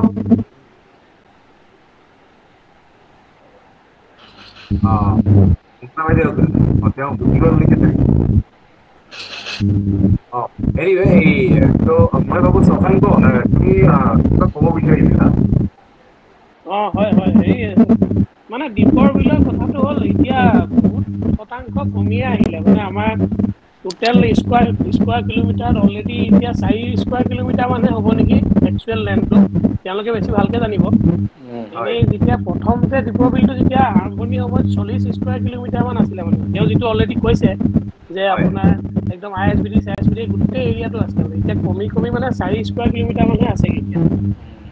আৰু তাত মানে ধাৰাপুৰৰ এইফালে পুতি আছে চ' এইটো বস্তু এতিয়া তেওঁলোকে কি পদক্ষেপ লয় সকলো মিলি পেলাই তেওঁলোক তাৰে বাসিন্দা যেতিয়া তেওঁলোকৰ আগবাঢ়ি অহাটোৱে বহুত মানে মই এতিয়া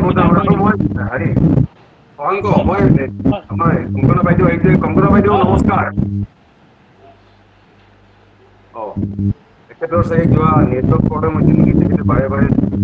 হেৰি কৰি আছে মই ভাবিছোঁ যে তেখেত যিহেতু আসাম ৱেলফেয়াৰ অথৰিটিৰ সদস্যও হয়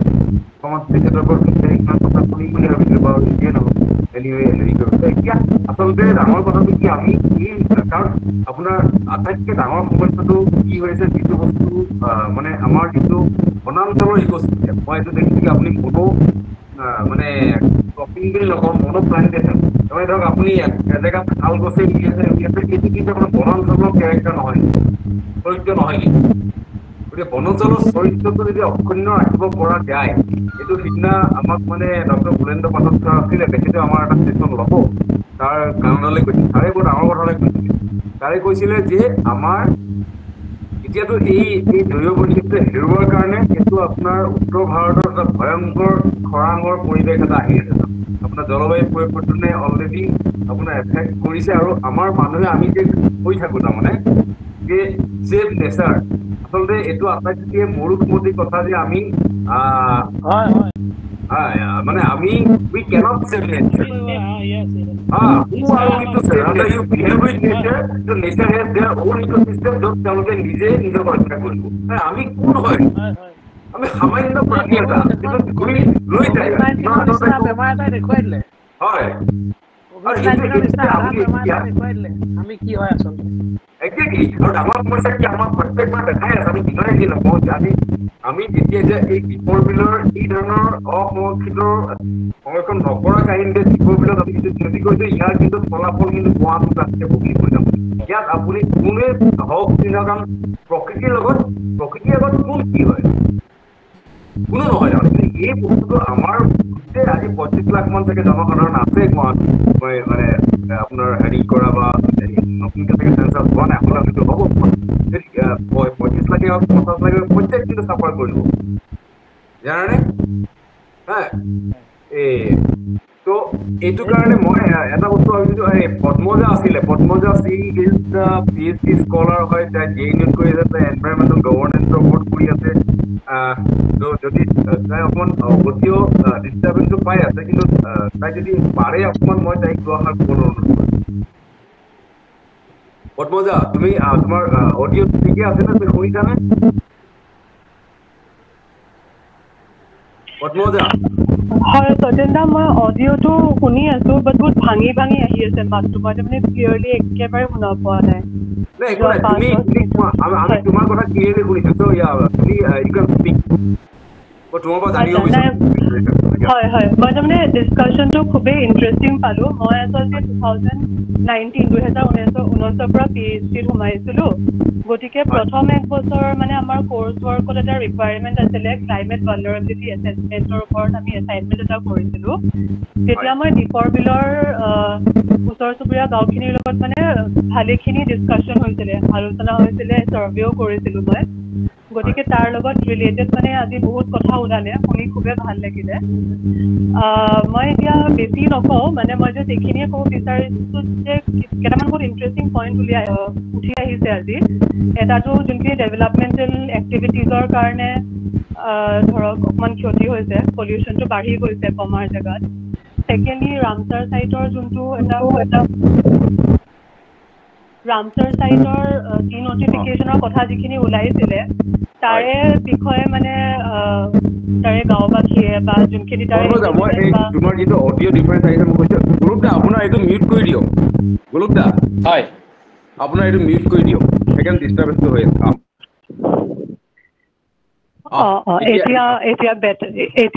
এতিয়া ভাল হৈছে হয় মই এইটো কৈ আছিলো যে ৰামচাৰ ছাইটৰ ডিন'টিফিকেশ্যনটোৰ বিষয়ে যিখিনি কথা মাজতে আলোচনা চলিছিলে চৰকাৰৰ ফালৰ পৰা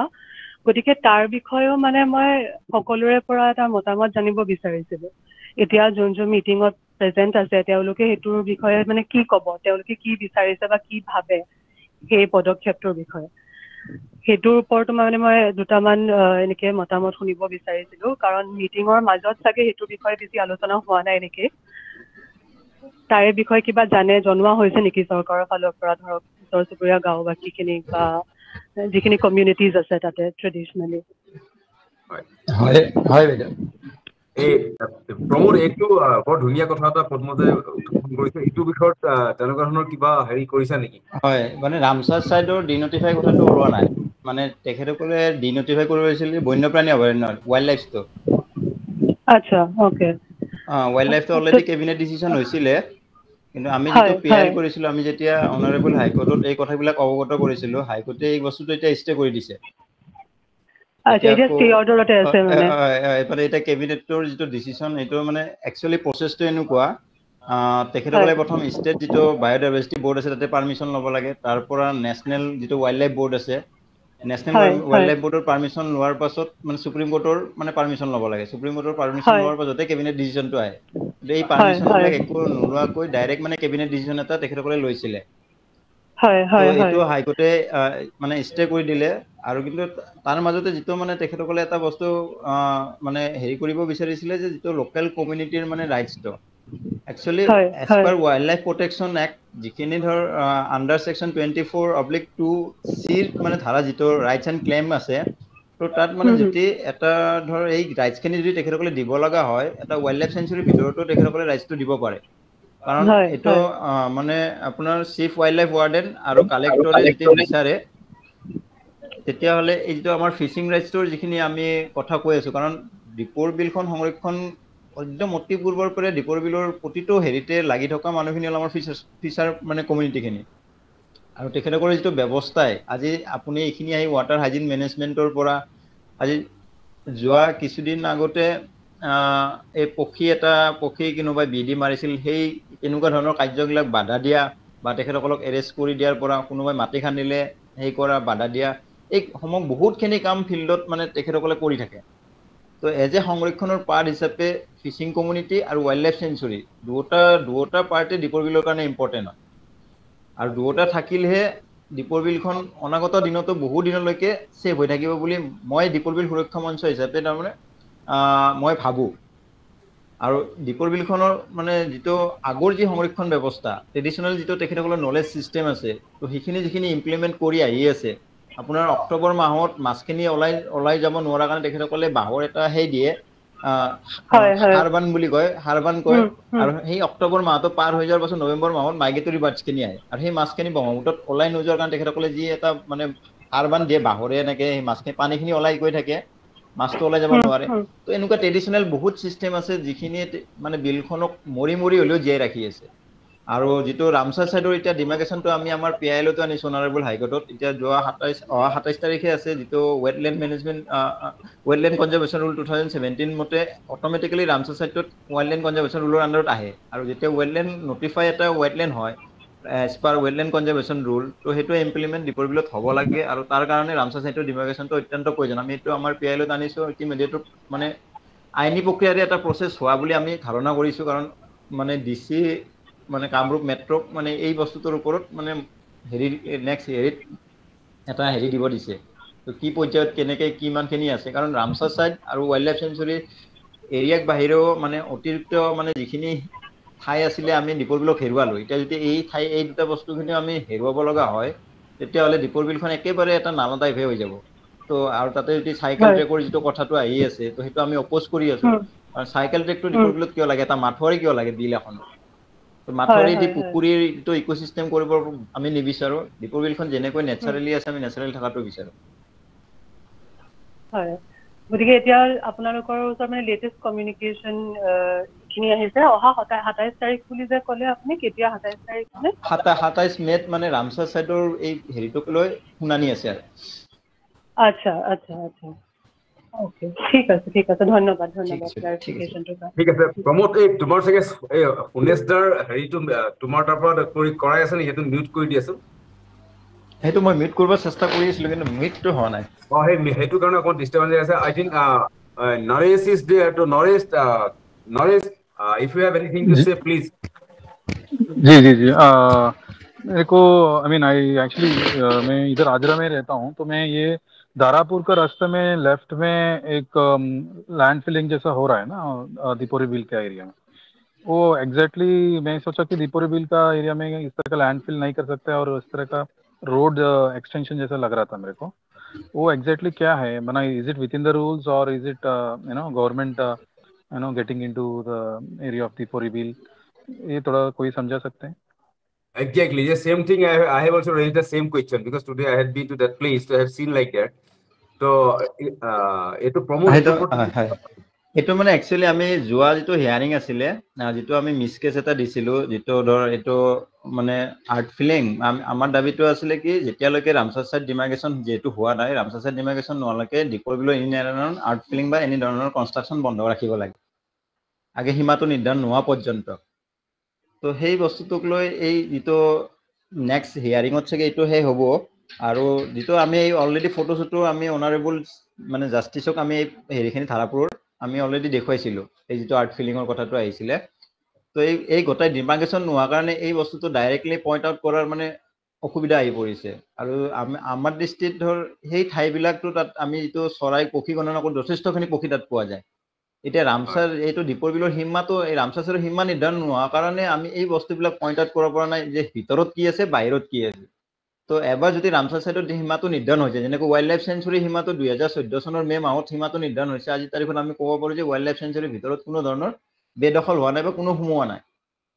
কিন্তু ৰামচাৰ ছাইডৰ 2002 চনতে ৰামচাৰ ছাইড ডিক্লেয়াৰ কৰাৰ পাছত এই 22 বছৰে একো নোহোৱাৰ কাৰণে এই যি আমাৰ ধাৰণা বা আমি যি ভাবি আছোঁ কাৰণ ৰামচাৰ ছাইডৰ সীমাৰ যিখন মেপ আছে যিটো মই RTIত পাইছোঁ মিনিষ্ট্ৰী অফ এনভাইৰনমেণ্ট ফৰেষ্ট দিল্লীৰ পৰা তো সেইটো একদম কামাখ্যা ষ্টেচনৰ সমীপৰ পৰা দেখুৱাই আছে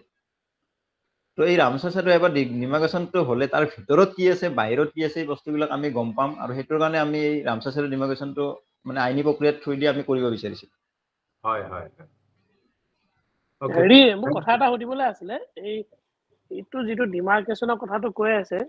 ডিমাৰ্কেশ্যনৰ একচুৱেলি অথৰিটিটো কাৰ ওচৰত আছে মানে মিনিষ্ট্ৰি ফৰ ক্লাইমেট চেঞ্জৰ ওচৰত আছে নে মানে যিটো ৱাইল্ড লাইফ হয় এইটো ওচৰত আছে মানে অথৰিটিটো কোন ক'ব পাৰিব নেকি জানে নেকি কোনোবাই সেইটো কাৰণে মানে এতিয়া দীপৰ বিলৰ যিটো ফৰেষ্টৰ পাৰ্ট ৱাইল্ড লাইফ চেঞ্চুৰী যিটো পাৰ্ট সেইটো ফৰেষ্টৰ আণ্ডাৰত আছে আৰু সেইটো অলৰেডি ডিমাৰ্কেশ্যনটো হৈ গৈছে বাকী ৰামচাৰ চাইডৰ বস্তুটো হ'ল কি যিহেতু দীপৰ বিলখন অৰিজিনেলি ৰেভিনিউ লেণ্ড তো ডিচিৰ ৰেভিনিউ ডিপাৰ্টমেণ্টে বাকী যৰ ৱেটলেণ্ড ডেভেলপমেণ্ট অথৰিটি হওক বা ফৰেষ্টক আগে হেণ্ড অভাৰ কৰিব লাগিব মানে ৱেটলেণ্ড ডেভেলপমেণ্ট অথৰিটি থাকিব ৰামচাৰ ক্ষেত্ৰত হ'লে তো ৱেটলেণ্ড ডেভেলপমেণ্ট অথৰিটি চাগে নতুনকৈ এই আৰম্ভয়ে হৈছে মানে আগতে এটা হৈছিল 2019 চনত যেতিয়া সৰ্বানন্দ সোণোৱাল ছাৰ মুখ্যমন্ত্ৰী আছিলে তেতিয়া ৱেটলেণ্ড ডেভেলপমেণ্ট অথৰিটি নকৰি দীপৰ বিল ডেভেলপমেণ্ট এণ্ড কনজাৰ্ভেশ্যন ছ'চাইটি কৰিছিলে তাত বহুতো প্ৰস্তাৱ লৈছিলে গোটেইকেইটা ডিপাৰ্টমেণ্ট যেনেকৈ এতিয়া বেলেগ ডিপাৰ্টমেণ্টে বেলেগকৈ কাম কৰি থাকে তো তেতিয়া এটা মানে প্ৰস্তাৱ ল'লে কি গোটেইকেইটা ডিপাৰ্টমেণ্ট এটা হৈ এখন ছ'চাইটি বনালে দীপৰ বিল ডেভেলপমেণ্ট এণ্ড কনজাৰ্ভেশ্যন ছ'চাইটি য'ত মানে চেয়াৰমেন হ'ল মানে অনাৰেবল CM ছাৰ তো সেই 2019 চনত সেই কমিটিখন পাতিলে বা ৰিজলিউশ্যনো বহুতখিনি ল'লে কিন্তু সেই ৰিজলিউশ্যনবিলাক কাৰ্যকৰী কৰাৰ কাৰণে নেক্সট আকৌ কোনো মিটিং নহ'লে তো সেই তেনেকৈ পৰি থাকিলে এতিয়া আকৌ এই ৰামচাৰ চাইডৰ কথাটো যেতিয়া মানে কোৰ্টত আহিলে তো এতিয়া ৱেটলেণ্ড ডেভেলপমেণ্ট অথৰিটিৰ কথা আহিলে ৱেটলেণ্ড মেনেজমেণ্টৰ এই কথাবিলাক আহিলে তো এতিয়া চাগে গোটেই প্ৰচেছটো এটা আইনী প্ৰক্ৰিয়াৰ মাজেৰে সমাধান হ'ব বুলি আমি আশা কৰিছোঁ আৰু নাই খুব ভাল কথা মই আচলতে কংকনা বাইদেউ জইন কৰি খুব ভাল পাইছিলো তেখেত যিহেতু আসাম ৱেটলেণ্ড অথৰিটিৰ তেখেত সদস্য তেখেতে কিবা কাৰণত চাগে লেফ কৰিলে পিছতে তেখেতৰ টেকনিকেল কিবা নেটৱৰ্কৰ এৰৰ থাকিব পাৰে তো তেখেতক পৰা শুনাখিনি অলপ মানে সেইটো আমি সৌভাগ্য নহ'লে কিন্তু মই ভাবো আৰু কাৰোবাৰ কিবা ধৰণৰ তেনেকুৱা এই আলোচনাৰ অংশগ্ৰহণ কৰিবলগীয়া যি আছে কৰিব পাৰে সত্যেন দা আপুনি সেই মেছেজটো তেওঁলৈ পঠাই দিব মানে যিটো আলোচনাৰ মানে সাৰাংশটো আৰু হয় বাইদেউলৈ নহয় বাইদেউক মই কি কয় আমি এইটোতো আমাৰ ৰেকৰ্ডিং হৈ আছে গতিকে আমি দিয়ে দিম কাৰণ এইটো বস্তু গুৰুত্বপূৰ্ণ কেলে জানে যিহেতু আমাৰ মাননীয় মুখ্যমন্ত্ৰী মহোদয় ধৰক এই দীপৰ বিল সংৰক্ষণৰ যিখন সমিতি আছে তাৰ যিহেতু তেখেত যেতিয়া অধ্যক্ষ গতিকে আমি এই বস্তুটো পাৰিলে আমি মুখ্যমন্ত্ৰী মহোদয়লৈ আমি জনাম কাৰণ কি জানে দীপৰ বিলখন অকল আমাৰ কাৰণেই নহয় তাৰমানে দীপৰ বিলখন আমাৰ জৈৱ বৈচিত্ৰ্যটোৱে নহয় আমাৰ ভৱিষ্যত প্ৰজন্মৰ কাৰণে আটাইতকৈ মানে আমি সংৰক্ষণ কৰি ৰাখিব লাগিব কাৰণ নহ'লে কি হ'ব আমাৰ সকলোৱে আমাৰ মানে ভৱিষ্যত প্ৰজন্মই মানে কষ্ট পাব হয় আৰু মানে আমাৰ এতিয়া সবতকৈ ডাঙৰ প্ৰব্লেম হৈছে মানে মানুহে গোটেই বস্তুখিনি নিজৰ বুলি ভাবি লয় পৃথিৱীখনটো অকল মানুহৰ নহয় বাকী জীৱ জন্তুৰ সমানে অধিকাৰ আছে হয় সেই বস্তুটো মানে মানসিকতাটো লাহে লাহে সলনি কৰি নপৰিলে দিগদাৰী আছে বহুত দিগদাৰী আছে না এতিয়া কিনা মই থাকি গ'ল আচলতে শশাংক এই কুলেন্দ্ৰ পাঠক ছাৰে কৈছিলে তাৰমানে তেখেতে দিনা আমাৰ লগত আলোচনা কৰি থকাৰ ক'লে যে তোমালোকে মই এখন চাইছিলো আচলতে ডক্টৰ সুজানে চিৰমান বুলি এগৰাকী আছে তেখেত বোধহয় ব্ৰিটিছ কলম্বিয়া ইউনিভাৰ্চিটিৰ তেখেত প্ৰফেচাৰ তেখেতে মানে এখন বৰ ধুনীয়া চিনেমা এখন মানে ডকুমেণ্টাৰী টাইপৰ বনাইছিল বা তেখেতৰ ইণ্টাৰভিউ কৰোঁতে চাইছো যে আচলতে আমাৰ এই যিটো বনাঞ্চল বুলি কওঁ মানে দিছ ইজ নট দ্য মানে মনো প্লেণ্টিং দেই এই বনাঞ্চলৰ নিজৰ এটা ইক'চিষ্টেম আছে তাৰমানে আমি সেই ইক'চিষ্টেমটো যদি ডিষ্টাৰ্ব নকৰো নহয় তেখেতে কৈছে যে অসমত এতিয়াও মানে উত্তৰ পূবৰ মানুহে এই যদি যিখিনি জৈৱ বৈচিত্ৰ্য আছে যিখিনি আছে সেইখিনি যে আমি যদি গছ গছনিখিনি যদি নাকাটো তেতিয়াহ'লে কি হ'ব আমি এতিয়াও আমাৰ ভৱিষ্যত প্ৰজন্মক লগতে জীৱ জন্তু চৰাই চিৰিকটি সকলোৰ কাৰণে আমি সুৰক্ষিত এটা স্থান আমি মানে আশা কৰিব পাৰো তাৰমানে যি হ'ল এতিয়া যিখিনি আছে কাৰণ নহ'লে আমাৰ কি হৈছিলে ক'ত এই চৰকাৰৰ পলিচি বিলাক গণ্ডগোল হয় তোমাৰ ধৰা আগতে ছ'চিয়েল ফৰেষ্ট্ৰি নামত সেই ইউক্লিপটাছ গছ দিব লগাইছিল যে কিন্তু এতিয়া তোমাৰ COP বিলাকত ক'বলৈ আৰম্ভ কৰিছে আৰু ইণ্ডিজিনাছ বস্তু এটা থকাৰ পিছত তুমি বাহিৰৰ পৰা ইউক্লিপটাছ আনি পেলাই হয়তো চাগে সেই সময়ত কি বুলি ভাবি পেলাই কোন মানে কি ধৰণে ব্যুৰ'ক্ৰেটিক চিষ্টেমটোৱে কেনেকে ধৰণে চিন্তা কৰিছিলে বা মিনিষ্ট্ৰিয়েল চিষ্টেমটোৱে কি চিন্তা কৰিছিলে নাজানো কিন্তু এইটো এটা ভুল মানে পদক্ষেপ আছে যিটো কাৰণে কি হ'ল আমাৰ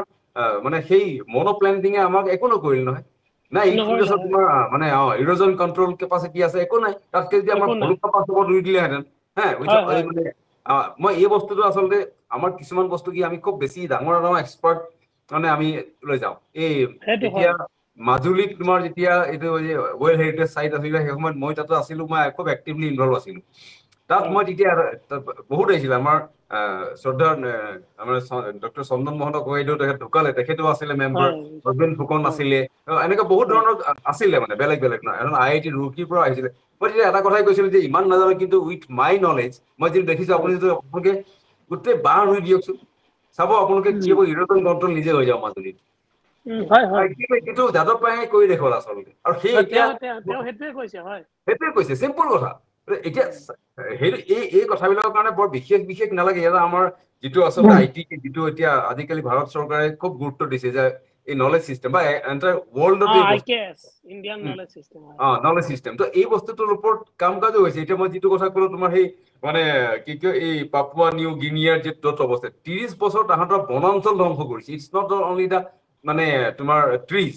বনাঞ্চল যেতিয়া চাফা কৰি দিয়ে, ইক'চিষ্টেম এটা তুমি আজি 30 বছৰ তাহাঁতৰ গোটেই য'ত বায়'ডাইভাৰ্চিটি এটা মেক্সিমাম অংশ আছিলে, সেইটো তোমাৰ নষ্ট হৈ গৈছে, 30% মান তেওঁলোকৰ ডেষ্ট্ৰয় হৈ গ'ল। ব্যস্ত হৈ গ'ল তাৰমানে। এতিয়া আমাৰো ঠিক একেটাই অৱস্থা, আমি যদি যিখিনি আছে সেইখিনি আমি সংৰক্ষণ নকৰো, উইল চাফাৰ। আৰু এইটো এনেকুৱা অকল অসম বুলি নহয় তাৰমানে, এইটো আমি দীপৰ বিল বুলি কোৱাৰ লগে লগে কিন্তু দীপৰ বিলৰ চাৰাউণ্ডিং সকলো ক্ষেত্ৰতে মানে এই বস্তুটো আছে তাৰমানে। আমি এই কথাবিলাক যদি আমি নাভাবো তাৰমানে তেতিয়া বৰ দিগদাৰ হ'ব। মই ভাবো এই মৌটুচি চৰকাৰে কিবা ক'ব বিচাৰিছে, মনোজ শৰ্মা আছে, মই ভাবো কি আপুনি তেওঁৰ নামটো কি বুলি কৈছিলে, এই যে কিতাপ মানে কিবা এখন বনাইছে যে, তেওঁৰ নামটো কি এই কৈছিলে? ডক্টৰ সুজানে চিৰমান, মই তোমাক দি দিম, আছে আমাৰ গ্ৰুপত দিয়া আছিলে তেওঁৰ হেৰিটো, তুমি চাবাচোন, খুব ধুনীয়া। মই এতিয়া মৌটুচি চৰকাৰে কিবা এটা ক'ব বিচাৰিছে, মই মৌটুচি প্লিজ। মই এইটো শুনিলো, বিৰাটে ভাল লাগিলে। দীপৰ বিলটো চালে সঁচাকে বেয়া লাগে, কিন্তু ইয়াৰ লগত এইটো আমাৰ অসমৰ জ্বলন্ত সমস্যা হৈ গৈছে। মইতো তেজপুৰত ডাঙৰ দীঘল হোৱা, তাত মই চাওঁ যে যিমান মানে বিল বিলাক আছিলে এই দৰং কলেজ অপজিট চাইডে, এখানে আমি সৰুতে ইমান মাছ এইবিলাক চব এতিয়া ৰিপ কৰি পেলাই ঘৰ বনাই পেলাইছে। এইটো অসমৰ এটা জ্বলন্ত সমস্যা হৈ আছে। পুৰণা বিল ইমান মানে 200-300 বছৰ বা বহুত আগৰে হ'ব চাগে, হৰপ্পা সভ্যতাৰ এইবিলাক বিল আছিলে তেজপুৰৰ বিলাক, সেইবিলাক চব এতিয়া বন্ধ। চবখিনিয়ে মানে আমাৰ গোটেই অসমৰ কাৰণে এটা ভয়াৱহ সমস্যা হৈ গৈছে। বহুত ধন্যবাদ। মই মনোজে হাত দাঙিছে। হয় হয়, মই সকলোকে নমস্কাৰ জনাইছো দেই। মই আজি খুব ভাল লাগিছে যে খুব প্ৰেক্টিকেল হৈছে আমাৰ আলোচনাটো, আৰু মই সত্যেন্দ্ৰৰ লগত এই ক্লাইমেট টকৰ আৰম্ভণিৰ পৰা আছো, কণ্ট্ৰিবিউট কৰিবৰ কাৰণেও মই চাই আছো। খুব ভাল লাগিল। আমাৰ দীপৰ বিলৰ ওচৰ পাজৰৰ যিখিনি আমাৰ কমিউনিটিৰ মানুহ আহিলে আমাৰ প্ৰতিনিধি হিচাপে ইয়াতে গোটেই কথাখিনি ক'লে, ভাল লাগিলে। আৰু নিশ্চয় আমি নেক্সট ইয়াৰ পৰা আৰু কি ষ্ট্ৰেটেজি ল'ব পাৰি, সেইটো কাৰণে আমি এটা আকৌ হয়তো এবাৰ বহিব লগা হ'ব পাৰে। কিন্তু মই এইখিনিতে এটা কথা মই আমাৰ সমিতি বা আমাৰ যিখিনি আমাৰ ইয়াৰ কমিউনিটিৰ মানুহ আছে তাৰ পৰা জানিব বিচাৰো যে ৰিচেণ্টলি মানে কি মই এটা নিউজ পাইছো যে nature environment and wild life society বুলি এটা নন প্ৰফিট অৰ্গেনাইজেশ্যনে, কেলকাতা বেছড অৰ্গেনাইজেশ্যনে দীপৰ বিলৰ ওচৰত লাইভলিহুড প্ৰমোচনৰ কাৰণে তেওঁলোকে কাম কৰিবৰ কাৰণে এটা প্ৰজেক্ট তেওঁলোকে মানে কি এনেকুৱা হাতত লৈছে। সেইটো হৈছে আপোনাৰ এইটো মানে ইণ্ডো জাৰ্মান এটা ইনিচিয়েটিভ হয়, কিন্তু মিনিষ্ট্ৰি অফ আমাৰ এনভাইৰনমেণ্ট, ফৰেষ্ট আৰু ক্লাইমেট চেঞ্জৰ অধীনতে হ'ব। কিন্তু এতিয়া আমাৰ কথা হ'ল, মই এজ এ লাইভলিহুডত বহুত বছৰ আজি more than 15 years কাম কৰি আছো, আৰু মই বিশ্বাস কৰো যে যিকোনো প্ৰগ্ৰাম সাফল্যমণ্ডিত হ'বৰ কাৰণে কি আমাৰ মানে কি যিখিনি মানুহ আমাৰ এই মানুহখিনি মানে কি অংশগ্ৰহণটো আৰম্ভণিৰ পৰাই খুব প্ৰয়োজন, মানে পৰিকল্পনাৰ পৰাই। গতিকে মই জানিব বিচাৰিছো যে আমাৰ ইয়াতে যিখিনি উপস্থিত আমাৰ আমাৰ দীপৰ বিলৰ ওচৰৰ মানুহ আছে বা প্ৰতিনিধি আছে, তেখেতসকলে এই কথাটো গম পায় নে এই প্ৰজেক্টটোৰ কথা? এইটো প্ৰজেক্টটোৰ বিষয়ে জানো আমি। হয়,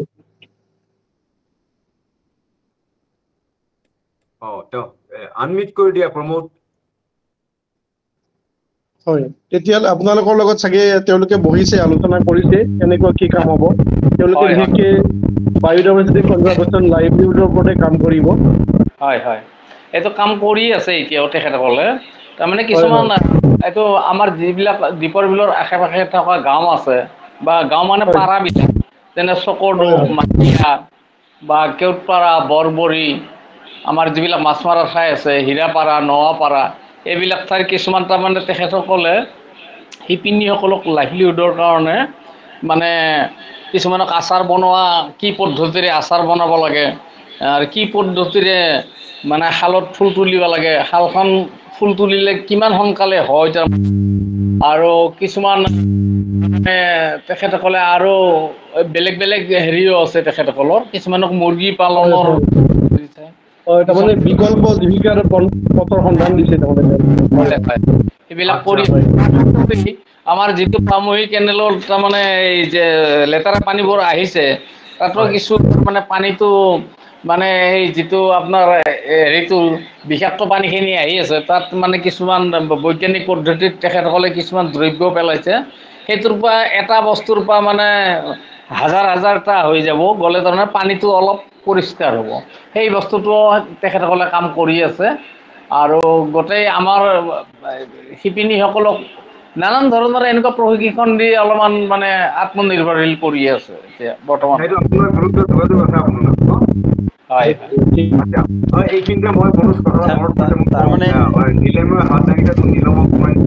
কোৱাৰ আগতে মই এটা কথা আমাৰ এজন মানে সদস্য তেখেত আজি জইন কৰিব নোৱাৰিলে, তেখেত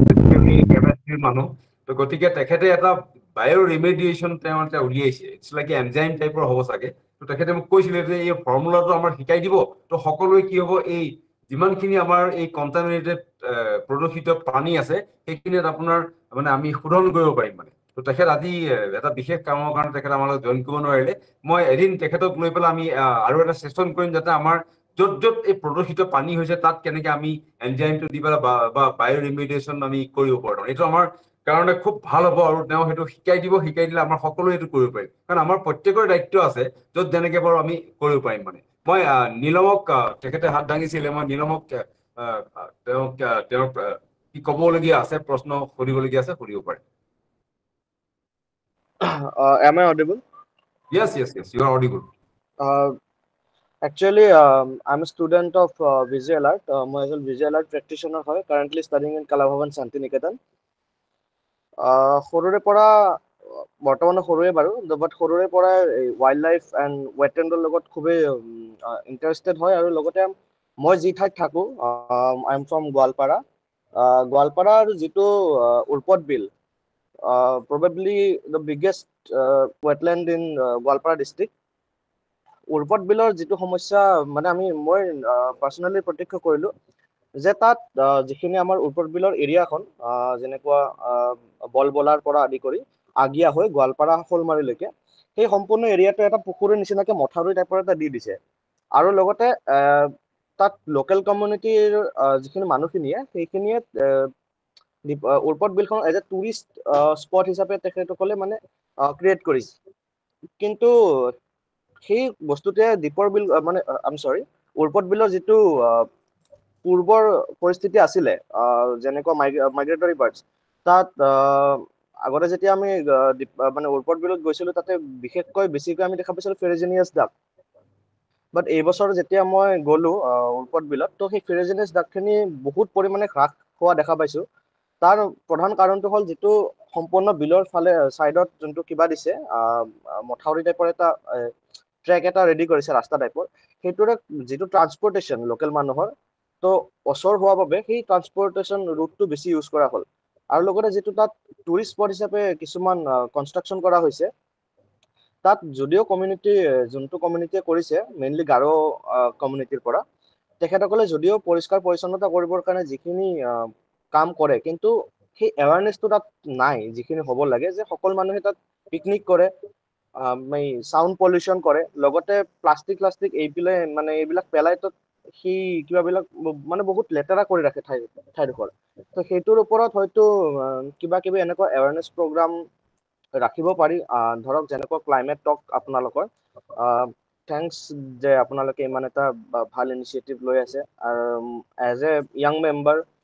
not a member, as a young enthusiast ৱাইল্ড লাইফৰ প্ৰতি, তো মই বিচাৰোঁ যে আপোনালোকে তেনেকুৱা য'ত য'ত ৱেটলেণ্ড বা ৱাইল্ড লাইফ আছে তেনেকুৱা ঠাইত এৱাৰনেছ প্ৰগ্ৰাম কিবা এটা ৰাখোঁ, যাতে লোকেল মানুহখিনি সেই বিষয়ে এৱাৰ হৈ থাকে। হয়, তো নীলম বহুত ধন্যবাদ। আৰু দুজনে কোনোবা হাত দাঙিছিলে, এজন মই ঠিক নামকেইটা ধৰিব পৰা নাই, তো এজনকে মই অনুৰোধ কৰিলোঁ তেওঁলোকৰ নিজৰ যাতে বক্তব্য ৰাখিব কাৰণে। নাই, সেটেন্দাই মই সেই বস্তুখিনি কৈছো যিটো মাথৰি দিয়া এটা ট্ৰেইন আহিছে ৱেটলেণ্ডত যেনে হয়, ওপৰ হয়। বিলত দিছে এতিয়া দীপৰ বিলতো ধৰ এতিয়া মাথৰিৰ কাৰণে যে চাইকেল ট্ৰেকবোৰ আমি অপ'জ কৰি আছো মানে হয়। মাথৰি এটা দিয়াৰ লগে লগে গোটেই ইক'চিষ্টেমটোতে প্ৰভাৱ পৰে যিহেতু এইবিলাক প্ৰভাৱ পৰিব। নেচাৰেল হয়, ৱেটলেণ্ড হয়। এইবিলাক ব্ৰিডিঙৰ কথা থাকে যেতিয়া বাৰিষা মানে খুলি বুলি কওঁ আমি ভিতৰ চাইডে সোমাই অহা যিগিলা অঞ্চল সেই অঞ্চলবিলাকত মাছে পোৱালি দিয়ে তো যেতিয়া হয়। মাথৰি এটা দিবটো পুৰা ষ্টেট হৈ সেই মানে যিটো ধৰ পানীত ধাৰ বব লাগে বা যি ধৰণে মাছৰ এটা নেচাৰেলি মানে ব্ৰিডিঙৰ এটা চিষ্টেম থাকে এই হয়। মাথৰি দিয়াৰ লগে লগে এই ব্ৰিডিং চিষ্টেমবিলাক বাধাগ্ৰস্ত হয় আৰু হয়। মাথৰি দিয়াৰ পাছত যিটো ধৰ পানীৰ লেভেলটো অৰিজিনেল লেভেলতকৈ অলপ বেলেগ মানে পানীৰ স্তৰটো পৃথক হৈ পৰে হৈ হয়। পৰাৰ লগে লগে এই চৰাই অহা বা যিখিনি চৰাই যেনেকুৱা ধৰণৰ হেবিটেট মানে প্ৰিফাৰ কৰে প্ৰত্যেকটো চৰাইৰে ধৰ হেবিটেটবিলাক অলপ বেলেগ হয়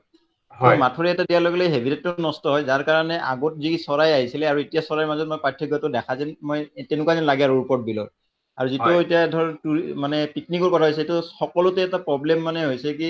আমি মানে টুৰিজিম পৰ্যটনৰ কথাটো চিন্তা নকৰি টুৰিষ্ট প্লেচ হিচাপে আমি কথা কি পিকনিক স্পট হিচাপে চিন্তা কৰোঁ টুৰিষ্ট প্লেচ হিচাপে নহয় তো এই যিটো পিকনিকৰ এটা গাইডলাইন মানে ধৰ অত্যন্ত আৱশ্যক হৈ পৰিছে অকল এইটো দীপৰ বিলৰো যথেষ্টখিনি সমস্যা এই পিকনিক খাই হয়। ধৰ ছাইডতে মানে চিপছৰ পেকেট পেলোৱা মানে মদ খাই বটলটো পানীত দলিয়াই হয়। দিয়া হয়। তো এনেকুৱা ধৰণৰ চিষ্টেমবিলাক প্ৰায় জেগাতে হৈ আছে তো এই গোটেই মানে অকলটো বা ওপৰ বিল বা দীপৰ বিল বুলি নহয় মই ভাবিছোঁ প্ৰায় অঞ্চল এতিয়া গড়ভঙাত যাব নোৱাৰি বটলৰ কাৰণে গড়ভঙাত হাতী হয়। ঘূৰে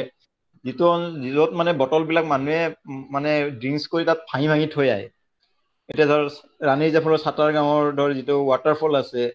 থিয় অ', পানী তাত হয়। গৈও ধুনীয়াৰ বটল বা এনেকুৱা ধৰণৰ হেৰিবিলাক থাকে মানে মানুহ য'তে যায় ত'তে মানে প্লাষ্টিক বটল এইবিলাকে এটা ট্ৰেণ্ড এটা হৈ গৈছে যিটো পিকনিক বুলি আমি মানে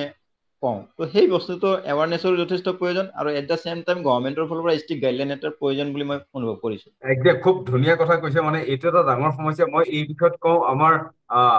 অৰূপ আছেনে অৰূপ অৰূপ আছেনে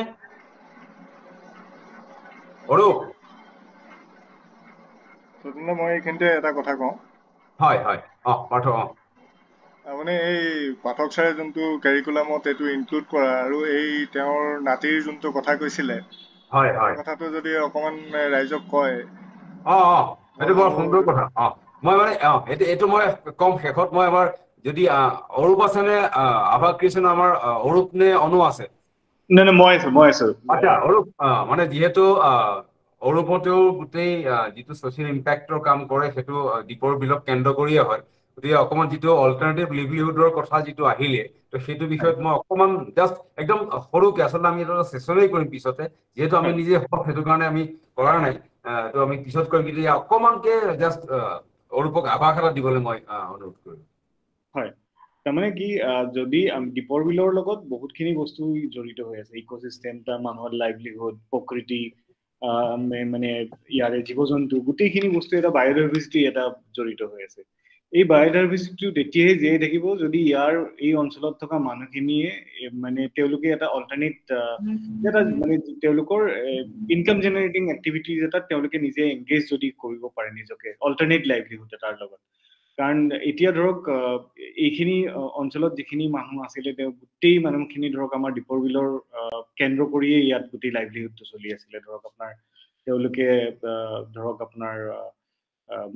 মাছ মাৰিছিলে বা আমাৰ পশুপালন কৰিছিলে কিন্তু এতিয়া আমাৰ দীপৰ বিলৰ অৱস্থা আপোনাৰ ধৰক জাম্পিং গ্ৰাউণ্ডৰ কাৰণে হওক বা আমাৰ পানীৰ বহুতখিনি মৰা নদী কিছুমান ইয়াৰ লগত যেনেকে আমাৰ এতিয়া গোটেই চিটিৰ গোটেই ৱেষ্টটো ইয়াত আহি আছে গতিকে এই ক্ষেত্ৰত আমাৰ পানীৰ ডিজলভ অক্সিজেনৰ পৰিমাণ বা পানীত যিখিনি আমাৰ হেৰি হ'ব লাগিছিলে মানে ধৰক মাছৰ যিবিলাক বংশবৃদ্ধি হ'ব লাগিছিলে সেইবিলাক এতিয়া বৰ্তমান নাই বা বায়'ডাইভাৰ্চিটিত সেইটো বহুতখিনি এটা বিৰূপ প্ৰভাৱ পৰিছে কিন্তু এই মানুহখিনিকতো তেওঁলোকে এটা যদি আমি অল্টাৰনেট লাইভলিহুড দিব পাৰোঁ তেওঁলোকক লাইভলিহুডটোৰ কাৰণে এতিয়া এই পৰিৱেশটোৰ ওপৰত এটা ইম্পেক্ট অলপ হ'লেও কমিব বুলি আমি আশা কৰোঁ তো সেইকাৰণে আমি আমাৰ যিহেতু আমাৰ স্কিলটো হেণ্ডলুম আৰু চেৰিকালচাৰৰ ওপৰত আছে আমি এই দুটা স্কিলকে অলপ আগত ৰাখি কেনে আমি দীপৰ বিলৰ ওচৰৰ মাটিয়া পাহাৰত আমি প্ৰথম আমাৰ হেণ্ডলুম এক্সপিৰিয়েঞ্চ চেণ্টাৰ এটা ষ্টাৰ্ট কৰিলোঁ য'ত আমি মাটিয়া চকৰদৈ মিকিৰপাৰা এইখিনি অঞ্চলৰ মানুহখিনিক লৈ কেনে প্ৰথমতে আমি ইয়াতে কেপাচিটি বিল্ডিঙৰ কাম ষ্টাৰ্ট কৰিলোঁ আৰু লাহে লাহে আমি তেওঁলোকক মটিভেট কৰিলে তেওঁলোকে এইটোক এটা অল্টাৰনেট জীৱিকাৰ এটা সন্ধান হিচাপে লয় আৰু তেওঁলোকে মানে ডিপেন্ডেন্সিটো যাতে পৰিৱেশৰ ওপৰত তেওঁলোকৰ কমি যায় তো আমাৰ এইটোৱেই মেইন উদ্দেশ্য আছিলে দাদা হেল্ল' হেল্ল' যিটো বহুত ধন্যবাদ অৰূপ ইমান কমকে আমি এইটোৰ ওপৰত এটা ছেশ্যনেই বেলেগ কি কৰিম আমি আচলতে মই এটা কথা যিটো পাৰ্থক্য ক'লে মই এইটোৰ ঘূৰি যাব বিচাৰিছো তাৰমানে এই পাঠক ছাৰে কৈছিলে যে তেখেতে যিটো কথা কৈছে তেখেতৰ এটা ব্যক্তিগত এক্সপিৰিয়েঞ্চ কৰিছে তেখেতৰ দুয়োগৰাকী ছোৱালীয়ে কানাডাত থাকে গতিকে তাত কি হয় বনাঞ্চল বহুত আছে সেই বনাঞ্চলত গৈ মানুহে থাকেও তাতে গৈ তেওঁলোকে এনজয় কৰে গতিকে তাতে তেওঁ সেই গোটেই বস্তুখিনি তেওঁলোকে কৰে কিন্তু তাতে ছাৰে এটা কথা ক'লে যে যিটো ছাৰৰ কাৰণে আচলতে এটা শিকনি আছে তেখেতৰ কাৰণে তেখেতত এতিয়া নাতিনীয়েক ক্লাছ 7ত পঢ়ে তেওঁলোকে গ'ল যদিও তেওঁলোকে বনাঞ্চললৈ যায় তাত নিশা কটায় কিন্তু সকলো বস্তু বাহিৰৰ পৰা লৈ যাব লাগে কাৰণ তাত সেই বনাঞ্চলত যিটো বাতাবৰণ আছে সেই বাতাবৰণ তেওঁলোকে নষ্ট নকৰে তাত পৰি থকা কাঠ এডালত পচি গ'লেও কিন্তু তেওঁলোকে তাৰ পৰা উঠাই নি পেলাই জুইত দিব নোৱাৰে তাৰমানে যি আছে সেই বনাঞ্চলৰ বাহিৰৰ পৰা কিনি লৈ যাব লাগিব তেওঁলোকে তাত খালি এই গোটেই পৰিৱেশটো তেওঁলোকে উপভোগ কৰিব পাৰিব কিন্তু বনাঞ্চলৰ এই গোটেই যিটো বাতাবৰণ সেই বাতাবৰণটোত তেওঁলোকে কিন্তু অকণমান আঁচোৰ পেলাব নোৱাৰে তো ছাৰে দেখিলে কি হ'ল তেওঁলোকে তাতে মানে ভাত বনাই আছিলে তেওঁলোকে আহাৰ তৈয়াৰ কৰি আছিলে তাতে ছাৰে দেখিলে এজোপা মানে এডাল গছ একদম পচি গৈছে শুকান আমাৰ ইয়াততো সেইটো দেখাৰ লগে লগে আমাৰ ধৰক মনটো পিৰিয়াই যায় ছাৰে তাৰ গছডালৰ পৰা আনি পেলাই দিলে ভৰাই পেলাই জুই নাতিনীয়েকটো সি আহি পেলাই দূৰৰ পৰা চিঞৰি কৈছে এই কি কৈছা ককা তুমি এইটোতো কৰিব নোৱাৰা তোৰ কি হ'ল এইটো গছ পৰি আছে নহয় বোলে তুমি এইটো ইয়াত তেনেকে তুমি কৰিব নোৱাৰা এই কথাটো ছাৰে তেতিয়াতো শিকিলে এইটো বস্তু মানে কি মই এই যিটো তেওঁলোকৰ ইক'চিষ্টেম আমি যিটো কথা কৈ আছো এই বিহেভ উইথ নেচাৰ এইটো বস্তু বৰ ডাঙৰ কথা মানে আমাৰ